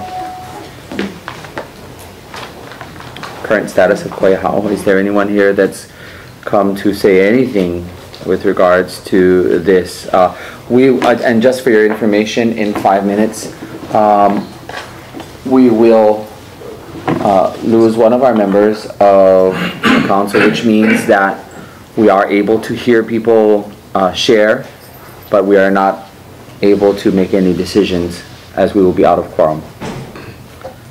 Yes, for Kauai Hao, was mentioned in the last meeting that we had that was informal about the follow-up for what we had asked for SHPD. Is there a follow-up that we have? Oh, there's stratigraphy, right? Mm-hmm. The firm here, you should just ask the firm directly. But I wasn't able to get that information. Okay. So or is it going to happen, because there was initially it wasn't, you go get it. That wasn't that thing. It was that we asked officially through this body that SHPD, who has the authority under law, under the Laura Thielen letter from the church to the Board of Health, and for the consulting parties that SHBD go to, there was a whole, I mean, if we got to go back to the records to get the wording, but that's my understanding. Jonathan knows about this. So I guess the commitment that was made by Puayu, who was sitting with us in the council at that time, was that she would have staff pull the information from the core samples that were done by the engineers in order to build that building and make those available to the council to see if there was any indication of underlying limestone and hence possibly karst formations. And she said, I couldn't do it right away. That was a number of months ago, and that was that issue that we brought up. Has there been any action on that to pull that per PUA's commitment, or has that commitment changed, or is it still in process, and if so, when might we hear? It's still in process, but do you or anyone recall at what meeting it was that PUA had made that commitment? I'd have to go back to the minutes. Was it prior to August? Well, it was prior to you coming on board, and she said that we have a staffing issue, and then when you did come on board, she said, we still have a staff situation here, so we can't address it right now. And then Jonathan mentioned that in our last meeting, if a follow-through could happen, this was like, 2 or 3 months after you were hired, that's when it was like, well, maybe the dust is settled and whoever is supposed to could follow through with that initial commitment that was made on the record. Kepa? I think it was the November 2011 meeting when that was raised, asking about this photography. Kamuela may recall as well, because it was a pretty heartfelt series of testimonies. Mahalo. Indeed, the history of this this issue on our agenda has been long-reaching, also with some institutional memory within the audience. Do you recall this, former chair? I'm trying to think. I'll concur. He wasn't in. Yeah. It was right after I left. Okay. Basically, what is the information that we're looking for? The information that about the karst, because as we know, just to recap, Pohu Aina or Pahu Kaina is the ancient underground system that runs underneath this area, and Iolani Palace is where the old tombs were. In an 1844 map shows it's even more down, closer to where the library was, and then it was moved back when they built the new Iolani Palace. So can I just make a suggestion? Like Kalika says, the firm is here. Can we ask them directly? If anybody would know, it would be the people who digging them off, right? Dave Scheidler's here, he's the project manager. Can we ask him the direct question? He should know. He's been digging kupuna out of that ground for over 3 years. We need to know what they're digging. So are we allowed to get a direct answer from them? The purpose for it, the audience may not know what the purpose was. Ancient Hawaiian burials are in that subsurface cavern. So, this is not the Christian burial portion of it, which is the concern of this body under Section 6E that formulated the burial council. So this is in your purview to bring it up as something really legitimate because it's historical. I put into evidence historical documents and maps that prove all of this stuff. At this point, the chair will redirect the question that has been posed to us and would like to acknowledge the Cultural Surveys Hawaii representation here in the room if there is any response from either David or Hal that you would like to offer.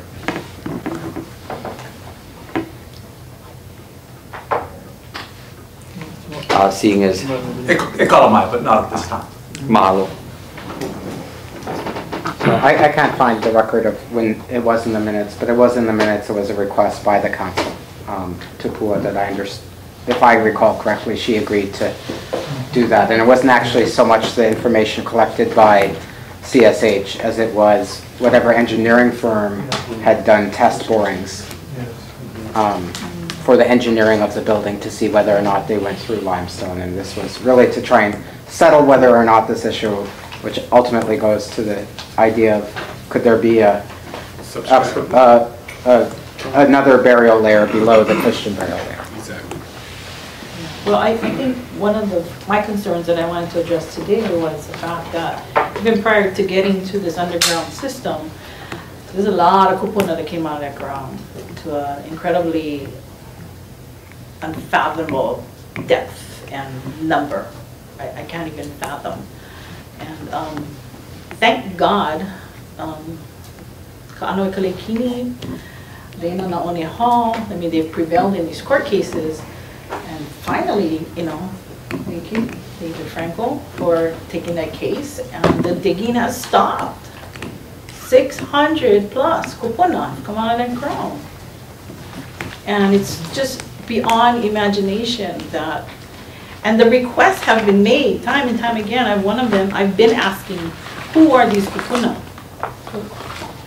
Who are we talking about here? An official request was made to William Aila from Kamana'opona Crab. We get no answers, you know, we get no answers whatsoever. We get these reports that Cultural Service Hawaii submits to church that tell you absolutely nothing except burial number 586, etc., etc., etc., burial 587. And there's nothing to tell you anything else about these burials. These are kupuna, our kupuna, once again. The most horrendous, I believe, most horrendous, horrific act that could be happening on the face of this earth right now happened at Kauai Church. And the families have been coming forward for years now. The legal action in court, finally, when puka true, we tried to sit down with the church across the table and ho'oponopono with them until they walked away and continued the digging. And the price is a very high price.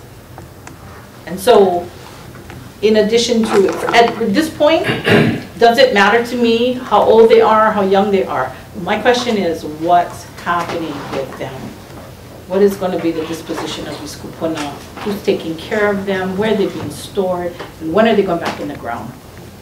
Kauai Church has a history of cremating burial, cremating disinterred iwi kupuna. They have a history of doing it. They've done it once already.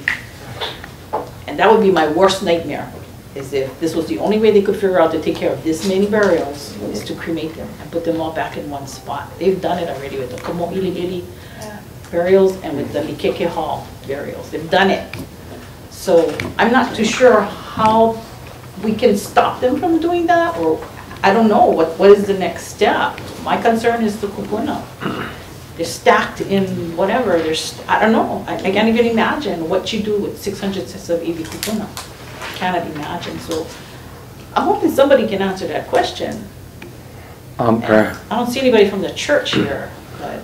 Perhaps if that question, I do believe that it is recorded in today's documentation of the meeting. If the chair might request of our SHPD support that the church be contacted and requested to attend our next meeting to potentially address this and any other question. I do believe that, especially in your case, you traveled many miles to today to come to our meeting.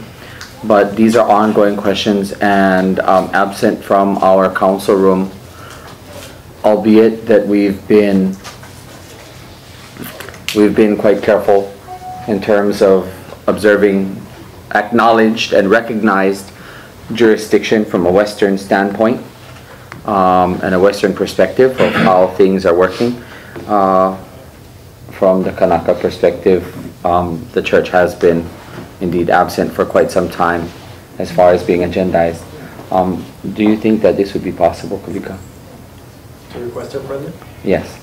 Yeah, I can certainly make the request. I considered making the call myself, but I held off. I think that perhaps it may be more prudent that it's just as a formality, rather than it coming directly from the council, that they simply be apprised that they are maintained as a monthly agendized item.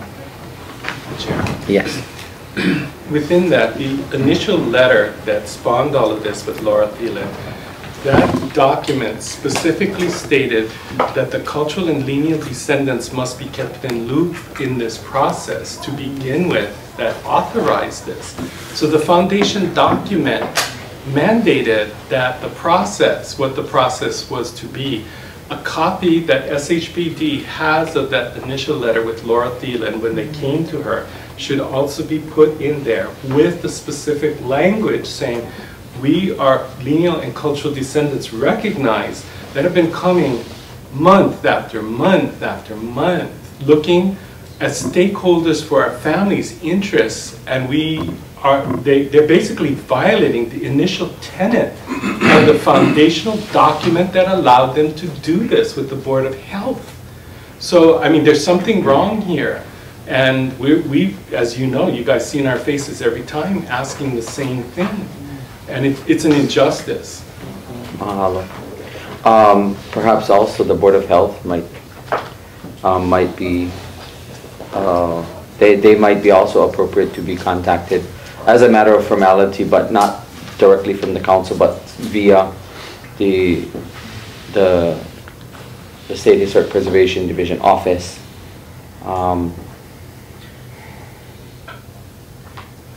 It might be better and more effective if the council makes a motion to recommend someone on the council, either chair or vice chair, draft a letter, and you address it specifically to these individuals and, you know, copy whomever. I think it might be better received. Chair, I would concur with that because what was brought up in the letter that we jointly came with from Kala'i last session was the idea that there were some metal coffins from the plague period. You know, what is the disposition of toxic plague that was known historically to be buried there? Metal coffins, and that could pose a health and safety hazard to the general community within this. And we're the cultural and lineal descendants asking those questions under Section 6E. So we're not doing outside the constitutional purview that's allowed to us under this body under Section 6E. These questions we need to know, and that foundational document from which all of this came from clearly states with Laura Thielen that we were supposed to be kept in the loop. That has not been done. So the trigger mechanism that caused all of this is not being followed by them, and a copy of that letter should be part of this correspondence reminding the church what their obligation in the foundational document that they were supposed to uphold. Mahalo. Two things. One moment. Before our vice chair needs to leave, regarding a letter, vice chair and myself as your two Kona representatives will work on that. Kimo, do you have anything to share before Jonathan leaves? Well, you know, one of the issues that sort of has plagued you folks is you have not been able to get an attorney general to really assist you. You asked for some assistance, and I believe you got a letter telling you at one point it's none of your business, it's not your jurisdiction. We disagree with that. We think it is within the jurisdiction of the Island Borough Council. Now, we don't have a full opinion from the Intermediate Court of Appeals, but it would seem in light of the order that was granted, it wouldn't be a bad idea for you folks also to ask Deputy Attorney General to provide you folks legal advice and advocate on your behalf rather than deferring to the interpretation that SHPD has had of the law. But you know, right now, so I think that'd be a good idea if you folks asked for that. Any further commentary? I mean, I think you folks know everything that I do at this point. I mean, we have an injunction order. Over 600 barrels have come out of the ground. I don't know if I know anything else beyond that. I'm sure. Yeah, I mean, I'm sitting here mulling for my last months on this council.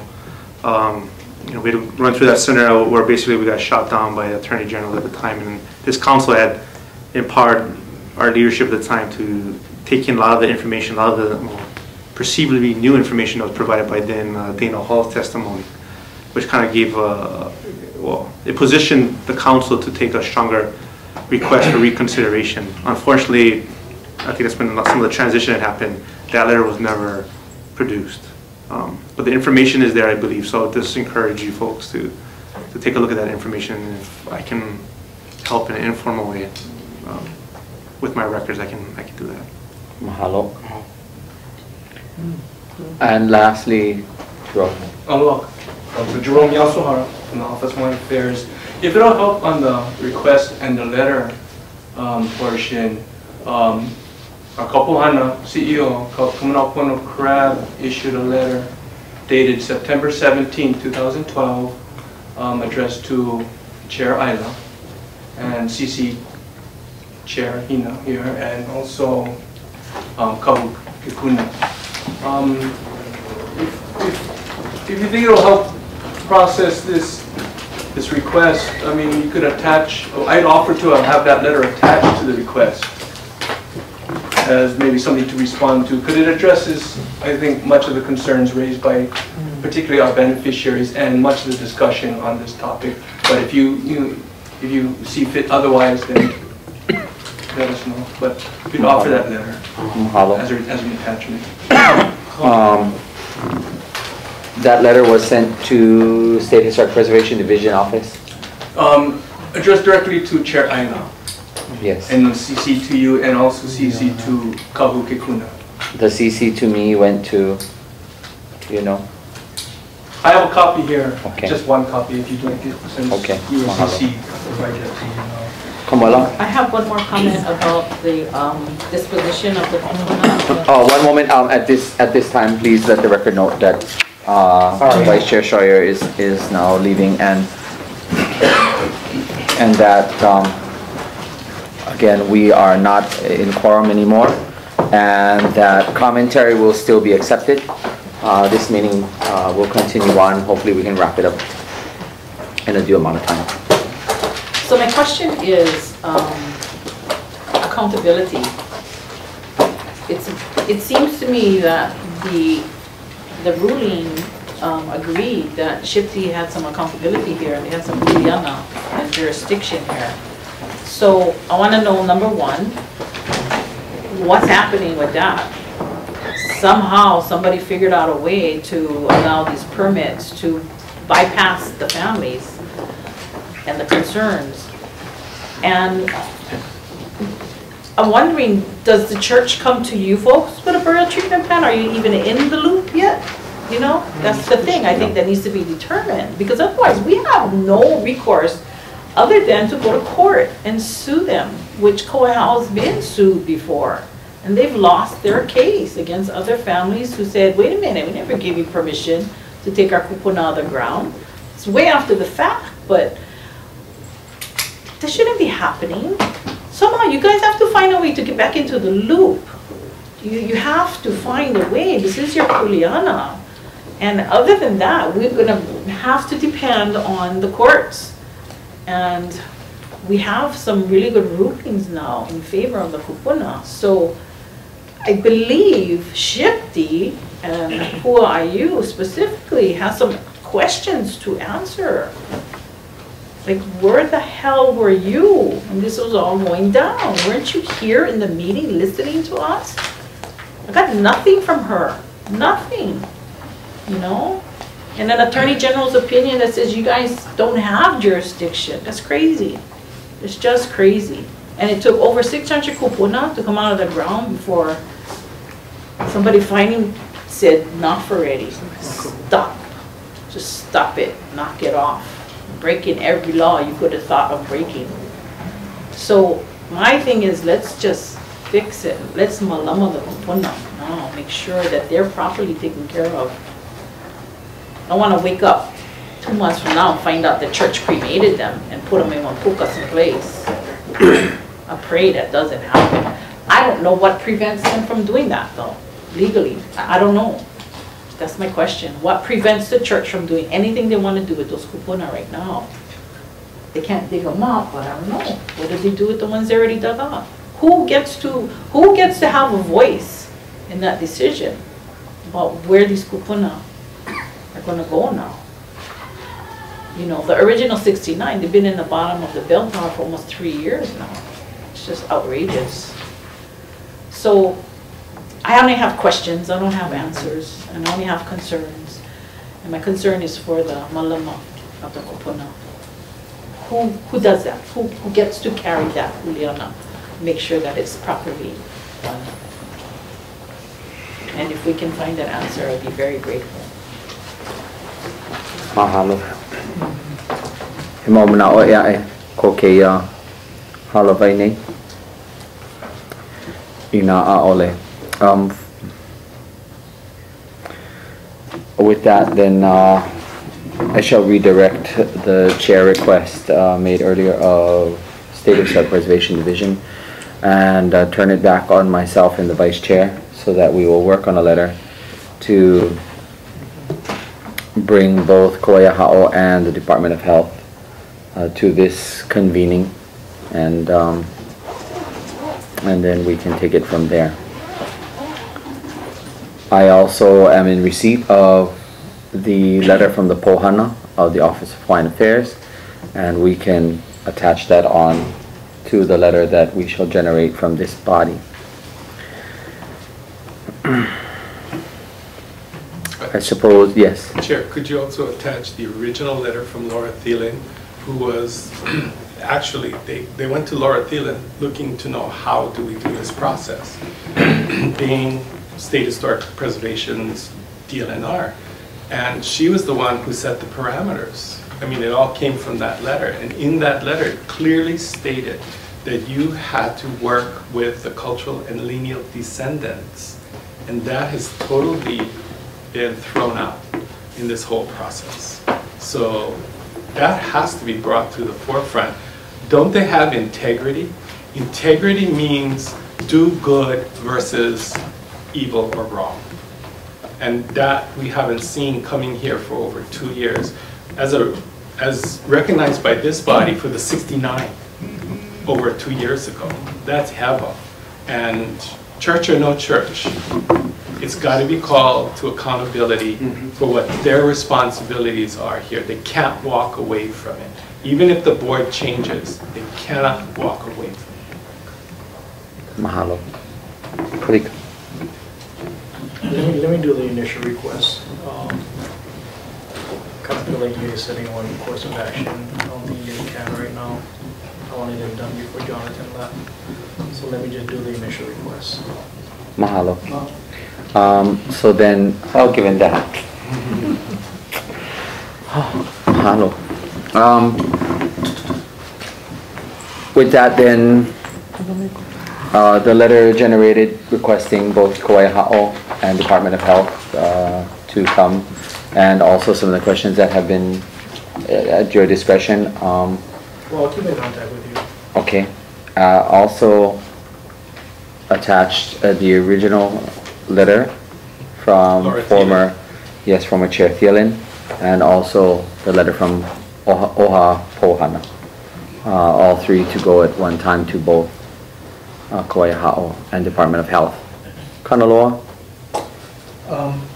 The original deed to Kauai Ha'o Church was written by Kamehameha and King Lolawailo's mother, deeding the church to the church and the people Hawaiian descendants.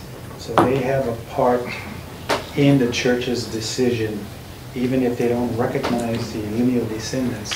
The people of Hawaii have a commitment in the deed trust to that property. Mahalo. And a final word to close this topic in an informal conversation with the current custodian and caretaker of those iwi kupuna. And as we have seen over these last many months that Kauai Ha'o has been agendized, the church and those who are dealing with iwi kupuna have gone more and more into their own, how do you say it, they've pulled back and simply kept to themselves throughout this process. So we acknowledge that this effort generating the letter to be supplemented by the other two that we spoke about will hopefully and finally procure a different level of response. Although on a very informal level, it was made quite clear to me by them that they are happy with their course of action and that they are okay with what they're doing. So the larger issue in this room for everyone who has a concern with Iwi Kupuna at Koyahao is each and every one of our own individual perspectives and values and set of what is acceptable and not, what is pono and what is not. So that's something that isn't always said, and it's our reconciliation of this. So thank you everyone on that particular topic regarding Koyahao. Ke olu e holomono ho ikako inadvertent discoveries walo amai ka Iwi Kupuna mai mai kakaako makiahopo a o Waikiki mo Kuakona Ko'olani Phase 2. Mahalo. How is everyone else doing for time? Poki'i is leaving at this moment, which leaves the four of us. I will continue on simply to allow us to receive information. And we only have this one inadvertent discovery plus correspondence and announcements. So I think for this one, we have CSH here. It would be better if they come up and adopt you. Yes. Cultural Service Hawaii, if you might be able to... Hal. If you might be able to... Hal, you've been working too much in the sun. I can verify for that because I was standing right next to you yesterday.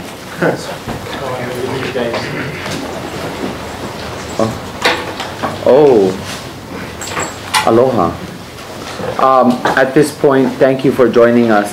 This is your item on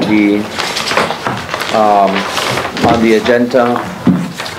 We are right now moving into the inadvertent discovery of human skeletal remains at Ko'olani Phase 2 project.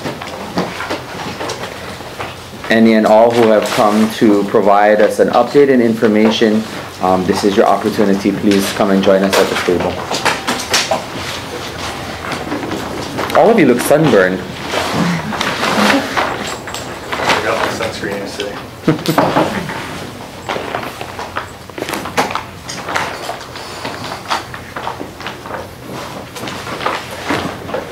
Aloha kako. Aloha. My name is Lance Parker on behalf of Kewalo Development, LLC. Thank you for having us today to the Burial Council. It's been a few months since we've been here last.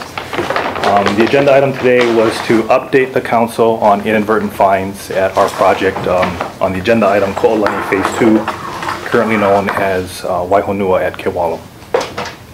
I'm not sure on the last update on inadvertent finds, but we've been working very closely with our descendants in SHPD as well as the Burial Council for over 2 years now, going through our consultation process and completed our AIS, our burial treatment plan, preservation plan, and monitoring plan. We did, during a portion of our data recovery on site, find 6 inadvertent finds, which have since been relocated and reinterred into the burial preserve. If you recall, our project did have 27 previously discovered Iwi Kupuna, which we agreed to preserve in place, and we have modified the project both in design, location, to accommodate that.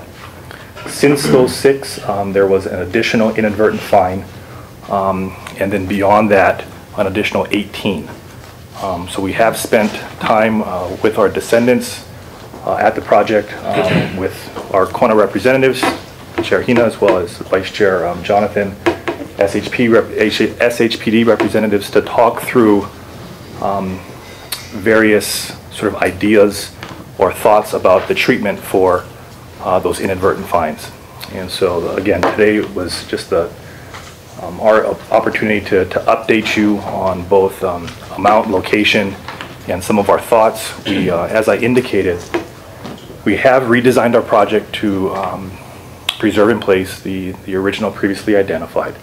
And we have been working with our development team to modify our building to accommodate some preservation in place of the current inadvertence, recognizing that these are inadvertents. Ultimately, this is SHPD's call, but to provide that opportunity in the event that that is the determination, we think we have the ability to preserve a portion of those.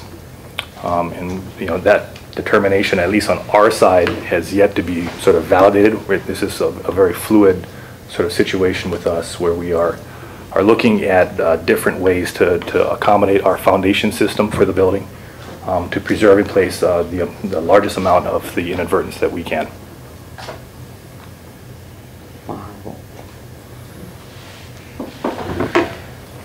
He mau ni nau ko ke ahane. So the total number of fines to date, notwithstanding any relocation and reinterment, total number of borough fines would be? Total fines to date, not including the ones that were incurred. Regardless of whether, excuse me, whether it remained in place or whether it was relocated, along with the new fines. Okay, so we had 27 originally previously identified. We've had 25 inadvertent fines, including the 6 that have been relocated since we commenced construction and the data recovery portion of our project. Mahalo. All on a piece of property that is the size of the property? 1 1 3/4 acres. Questions and commentary from the public? I have a comment. Yes. Please come forward and state your name for the record. Aloha, my name is Nolani Wilson-Koo, and I'm a recognized cultural descendant of this parcel. And I represent the Koo family, the Ku'uhana.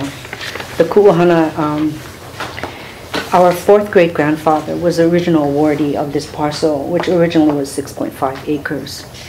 Kapapa, Chief Kapapa, he fought alongside Kamehameha I, and in gratitude, Kamehameha I awarded this parcel to Kapapa. And we have been through, most of my family have been advised and informed of the fines, and we have gone through all the meetings for 2 years. I have gone to every one of them. So far, the Ku'uhana have been okay with the disposition of the fines. We had a beautiful kanu ceremony with the 6 that were found, and that was in July, and it was very beautiful. It was a very beautiful ceremony. There is a concern, though, that has been expressed by the Ku'uhana regarding the present inadvertent fines of 18, and 2 of which are 2 kupuna which had lepu on them, which signifies that they in fact are royalty. So the conclusion that we came to was that the 2 fines that had lepu on them were more than likely the relatives of Kapapa, because there's no other documentation that I have or that I've seen that any other chiefs own this parcel. If that's so, then it's a high probability that the 2 fines are related to Kapapa. And so therefore, those fines would be the Ku's ancestors, directly from Kapapa. We don't know if it's Kapapa himself, but there's great emotion that my family is feeling about this. And the reason why is because we have concerns about the present safety and preservation of the iwi kupuna, and the future safety and preservation of the iwi kupuna. The present safety is, there's been educated guests about whether or not the vibration of the development would pulverize the bones. Educated guests said no, it won't. Educated guests said yes, it will. But what we see that is particularly troublesome is once the development is power, these iwi kupuna will be part of the loading zone. They will be holding up 40 floors of concrete, which will be the size of the building. Is that 34? That's correct. Or 40 floors. 400 feet high. They will become, ali'i, becoming part of the elevator shaft. Ali'i becoming part of the lobby where people walk over. We have a real concern about that. We don't think that the kupuna, obviously, there's no one here to speak for them. And I'm sure that in way back 200 years, there was no concept of industrialization, no concept of development. So if we fast forward for today, and if they could speak, would they want to be preserved in place under these circumstances? I mean, I don't think so. I wouldn't want to be that way. Neither would my family. The other concern is the future safety and preservation of the iwi kupuna. Laws change. The concern that we have now, which is very deep and spiritual about how our iwi kupuna is being treated, may not be the same concept or the same having the same meaning in the future. We don't know. And there's a concern about the end of the economic life of this building and the redevelopment of this building, whether or not there's going to be any assurance of protection. So the conclusion would probably be that the development will go forward. We, the Ku'uhana, would want the best for this inadvertent finds of the 18 iwi kupuna that have been found, especially because of the significance that this is ali'i. And that's all I have to say. So you are expressing your support or your opposition to any particular thing, or what would? Well, we know that there's a section that has been preserved and will be preserved as a perpetual easement, where descendants can come and be one with the iwi kupuna that have been buried there, and be at peace and express our love for them. That's not going to be possible for the iwi kupuna that have been found now if they are going to be preserved in place. I know that that's the intent and concept of, because I read your rules, that's the intent and concept. But whether or not, in this particular case, it's the best for the iwi kupuna is something that you'll have to decide. I think that we would want to have everybody in the same place where we could go and pay our respects. I think that it would be very troublesome if you have people, iwi kupuna that we know are not ali'i, in a place that we can go and pay our respects, yet the iwi kupuna that we know are ali'i happen to be under the building. I think that would not be very good. So we would want what would be the best for the iwi kupuna, and that would be for every one of them to be together. Because then we know that 100, 200 years from now, nobody can take them out of the ground. They're going to be there. They'll always be there because it's a perpetual easement, yes? That's correct. Mahalo. I trust that you or one of your family designated representatives will be at a meeting scheduled for tomorrow. Yes.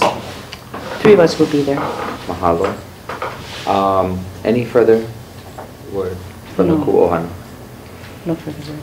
Thank you for Mahalo. Thank you for your consideration. Mahalo. JR. Aloha, JR Keonea Kapu Williams, speaking on behalf of Ohana Kalekini Ohana Kili Inoue, Ohana Kiawe Amahi, Ohana Maderos, as well as my own Ohana, Ohana Kapu. If you guys don't mind, can I just read from this? I will not entertain the notion of relocation of any iwi kupuna at this project. I prefer to search for them all. In addition, I would like to note that the law protects concentrations of burials. A burial site of 18 sets of ancient Native Hawaiian burials, such as the recent find at Waihonua, is a concentration. The fact that they are ancient Native Hawaiian affords them even more protection. The fact that these iwi kupuna were found in Flex confirms that they are at least 200 to 300 years old. The fact that the two kupuna found with Leipu confirms that these kupuna were of high rank and royalty. How dare we even think that it would be okay to disturb their burials? Not too bad if we knew for a fact that these kupuna were our koko, our close blood relatives, then at least it would be the ohana making the decision to move them. But none are lineal descendants, all are cultural descendants, so in essence, none of us have the right to allow desecration of their graves. If we were to focus on the well-being and safety of the iwi kupuna, my focus is to preserve in place. Being that old, the iwi is very fragile, and if Kewalo or Shipti is so concerned that vibrations would injure them, imagine the damage disinterring them will cause. The best interest for these iwi kupuna is to cover them, leave them alone, and move on. Their burial sites must be covered up and left alone. Relocation is not an option for these ohanas. For these recent finds, my ohana will strongly advocate for preservation in place of these iwi kupuna and will fight to defend their burial sites. Mahalo. Mahalo. Kanaloa koko.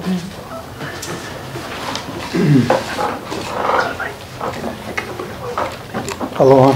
Aloha. This property is in the Haupu of King Nololilo, which I'm a noble descendant of.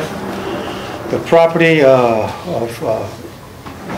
Kapapa went down to his son Papa and down to Kauhui family, who married my great-grand aunt Keoe Koko. She gave birth on this property and died, and they had a child there. The child also died. There was iwis found of children. We don't know if some of these iwis are of her child. So we have a connection with this property, being of noble family in Haupua and of blood relative living there, and documents of the birth and the death of my grand-aunt on this property and her child. When we started this thing off, they convened to have the iwis intern in an area, garden area. And my conception of it was, if there was any more iwis found in this area, that there was agreed upon those iwis were supposed to go in this property. Being a royal descendant of the Haupua, and if these are eli'is, like Ku said, I would wish them to be moved in one section, being a royal descendant. So I'm putting a request that they be moved to the place that was designated in the first, and we all made an agreement if there was any more inverted finds that any part of those iwis would be moved to this section. So now the Kalakini has changed that request, and this probably the problem of the building might be stopped, the project. So, aloha. Mahalo. Mahalo. He maumana o ea e koloko nei ke ia halawai. Aye. You know, as a descendant, it's easier for the other descendants to come forward and always say move, move, move. But when it comes down to the actual kanu and the reinterment, they don't ever come. They don't ever show up. It's the descendants who have to kanu who always fight for preservation in place. It's the descendants who fight for preservation in place that always has to end up doing the kanu, even they don't want to do it.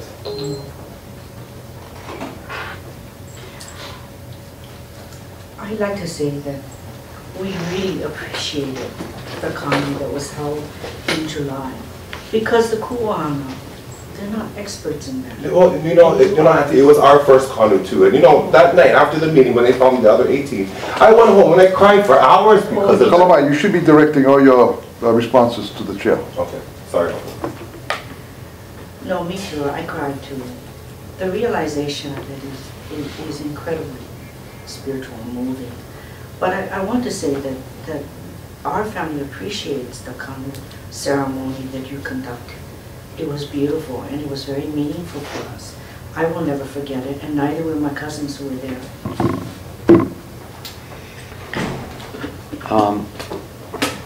I'd like to say that I too participated in this process. So I too have gained a different set of experience in this. I understand both sides of this, and I would agree that under no circumstances would I want to relocate and disturb Evie unless it was my own direct ohana and if I felt that there was a great need. The reconciliation of this larger issue is that this is a large project. This is not on my Evie, on my family home, that I am forced to consider moving because of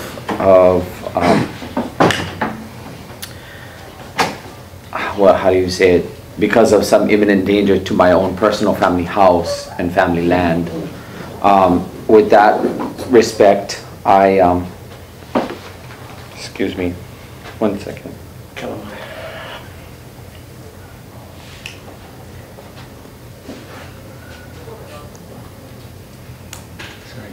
You're making me stop. I know, it's just my thought. Get the camera off.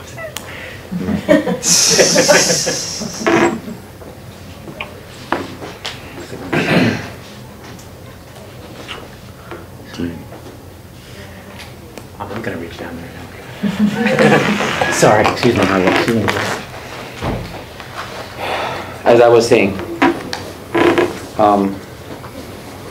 under no circumstances would I be in accordance to move unless it was some grave situation and only on my family aina. And I know this because I still have family land on Maui in Honokohau where I know my grandmother is, my great grandmother. So in this case, I cannot. Participating. It was a very emotional experience as well. This was my first canoe as well, and I hope that tomorrow's meeting for the descendants will be a meeting that will avail itself to this kuleana. Seeing as how there are only 3 members left on our burial council here taking in this information, we can only say that we have heard the information shared with us. We're thankful for the project team for coming down to let us know. We're also appreciative of the family sentiments on both sides that have come. That's half the battle, is that families show up. Every family is entitled to their respective opinions and perspectives, but showing up to say them is what avails itself to a process. This process may not agree with everyone, and we understand this. So let us look forward to sitting down once again. Descendants, project team, Borough Council will have representation at that meeting tomorrow. I look forward to seeing where this situation will take us. I would like to close by saying that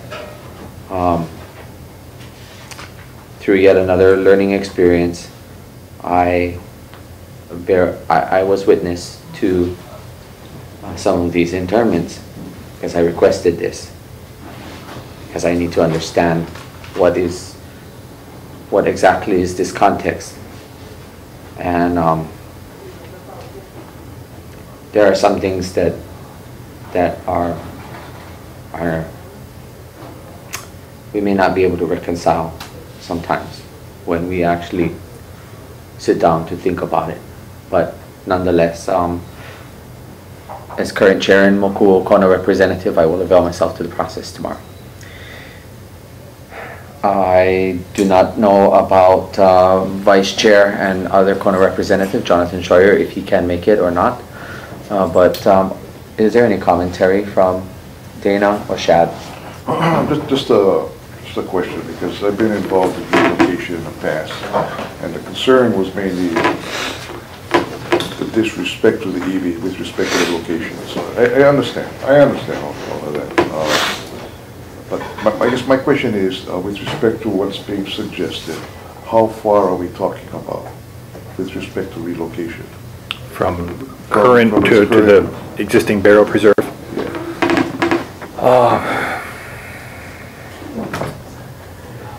If I had to guess, I'd say maybe 30 yards. 30 yards. Ish. I mean, we were talking about 1.75 acre project, but these are within a relatively defined area on site. So we have the existing barrel preserve set and protected, and then the current inadvertent fines. It's probably an accurate, yeah. Is that something that's been shared? We have, as I stated earlier, we've been working very closely with descendants and our Kona reps as well as SHPD. So we have had descendants on site. It's been shared with everybody? Yes. All of our recognized descendants have been invited on site to see sort of where everything is, so they have an understanding of what we're dealing with here. A little bit of light into the history of this. For the past many months, they have maintained communication with the recognized descendants and also with council representation. We have sat down at the table, and although some of the discussions were quite lively and energized, it nonetheless was progressing in a very, very positive way, all the way up until the night of reinterment. Immediately after that, in the latest finds of the 18, 2 of which have Leni Hoplawa on the 2 and the surrounding burials in their close context, which might say to some, at least to my cultural perspective, that these are related ali'i level burials.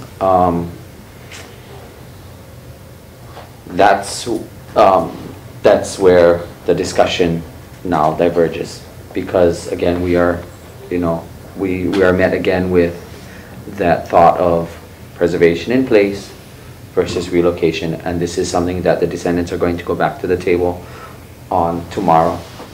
Kanlo. Yeah, when we met, when we viewed the site and some inadvertent finds that we were going to intern into the original find, they were more than 30 yards away. It was recently found. So we all made an agreement that they'll all be in one section. So this is closer than it was probably about 60 or 70 feet away.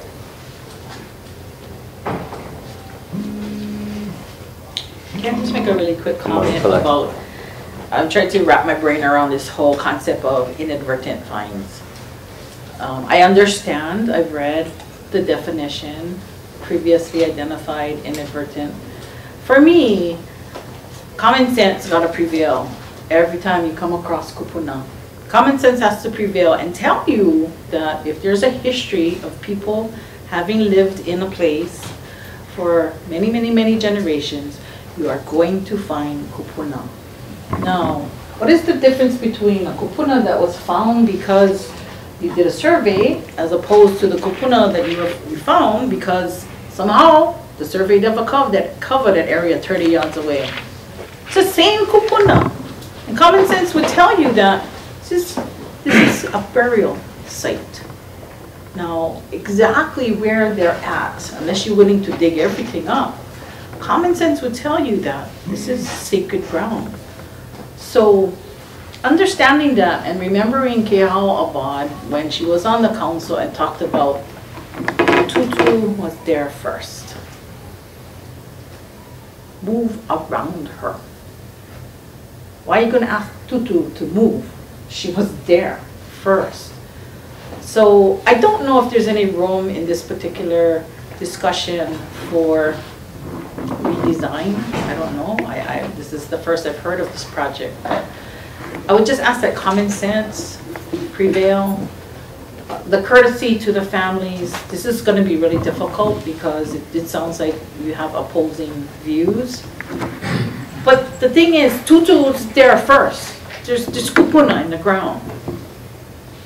Is there any room for redesign so we don't have to disturb this kupuna?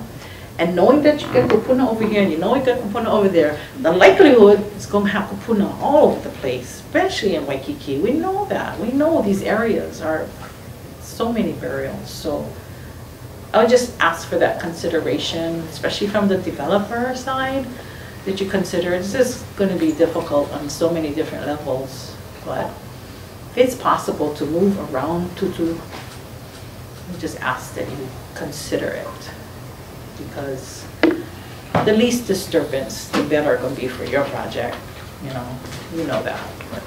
And for the families to be able to breathe again, really. So I don't get that whole idea of one is previous and one is inverted when they're right there in the same area. I understand the definition. I don't agree with it at all. I don't. This was our kupuna's home for many, many, many generations. You're going to find kupuna just about anywhere you dig. So you have to go in already knowing that. Just because you never test over there doesn't mean they're not over there. Yeah. So it's just, to me, it's a commonsensical thing that I think I would love to see more of when these projects are thought of in the beginning. If I could respond. What's important to understand, and I agree with everything, it's a difficult situation. There's no easy answers, but I think we all got to kind of keep in mind, this is what island. The cook came by here. He said there's been many different opinions. Cook said there was 200,000 people living there. Our numbers going to grow. Going to come to a point in time when there will be no place where you're not going to find Ibi Kupuna. We got to decide at some point how we want to deal with it. But the main thing is being respectful. I think that's the main thing here. We live in a challenging time, in a challenging location. We don't live on a continent. They will never have that problem. We will always have that problem because of the limited space. So we got to really think and be mindful of everything that's going on. If we can do these things, whatever our decision is, it's going to be important. If I can respond to that? Yes, Lance. A couple of things. First, Uncle, I absolutely agree. And your comment about respect, I mean, that was one of the things when we first sat down with all of the stakeholders, whether it be council, descendants, that was really our sort of underlying premise in how we were going to deal with this project. It was respect for the historic preservation review process. It was respect for the stakeholders. But ultimately, it was respect for the EV. And with regard to redesign, I mean, that's how this whole thing started. So for those that have been involved in this over the last 2 years, we honestly started with almost a blank canvas. We scrapped the entire development that had been planned for that site. And the only things that we were left with were the 27 EV that we found, that we agreed to preserve in place, and quite frankly took quite a bit of risk from our standpoint, knowing that we might ultimately not get to a design that could accommodate it, but we made that commitment up front. And we have been challenged throughout that process to really come up with, the best layout that we could. And we sort of always made, I think both in our burial treatment plan and other plans that have been approved, with all of the descendants, there was never the expectation, but exactly as you suggested, given the sensitivity and the area, we knew that there was a possibility. And so we tried to account for that, both in the burial treatment plan and having an area where we could reinter, and then through the construction process. So we are in excavation of our site right now. We have actually had Cultural Surveys Hawaii, who's our archaeological consultants, hand dig the foundation for the building. So part of the reason we were able to discover and protect as well as we could the inadvertent finds is the fact that we went in with shovels as opposed to heavy equipment like we could have. But we were trying to be extra sensitive, not to look or not that we expected, but in the event that there was, to protect them. So that has been our consistent approach throughout this project. And even to today, when we talk about redesign, and we are in the process of redesigning our foundation system to at least provide some flexibility for preservation in place. And, you know, there's issues with safety and which ones can and cannot be preserved, but we've already made changes structurally to move caissons, to increase the spaces within our foundation system. So we have constantly challenged our team to do that. So I would say that that we have sort of taken that step and taken that to heart and tried to do the best we can.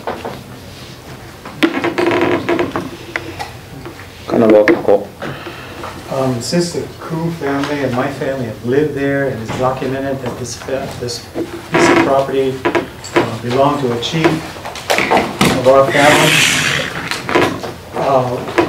I think that we would want our family all in one spot, not scattered across the property now that they have been found. So I'm making a request that they all be brought together because of the Koo family and my family living and dying on this property.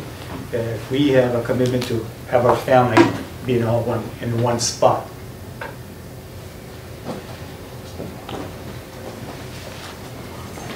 Yeah. Just a comment. Well, I think we should just respect the fact that they chose where they wanted to be buried, and we should just leave them in place where they chose to be buried. If they wanted to be together, they would be together. I think we should just leave them the way they are now. Considering this is an Ali'i and this is an Ohana 18, and Ali'i Ohana at that. So coming from the Kalikini Ohana, we're always going to fight for preservation of place. Mahalo. Given the sentiment shared today by the Koko, the Ku, and the Kalikini, and other Ohana, given the update on this project, is there any further commentary? With no further commentary, mahalo for your update. I do look forward to sitting at the table with you tomorrow, and our discussion can continue tomorrow. I'll just say, Kaleo? I just want to say, follow up to Shannon's comment about future developments really here on Oahu. In that Kaka'ako area, we all know that there is a Kaka'ako development plan, that there's been quite a bit of development already planned for that area, and I think it would be very, for instance, in that Halikuila area, we're going to see some condominiums going up that'll begin this year, right where the rail project has a rail station, Kamehameha Schools, Stanford Car Development, these two huge city blocks. And it might be important for the Burial Council to begin looking at that high sensitivity area, the development that is planned, and to just have some of that background as the developers come forward. These are not isolated, solitary developments coming forward. There are maybe a dozen developments that are scheduled for this area.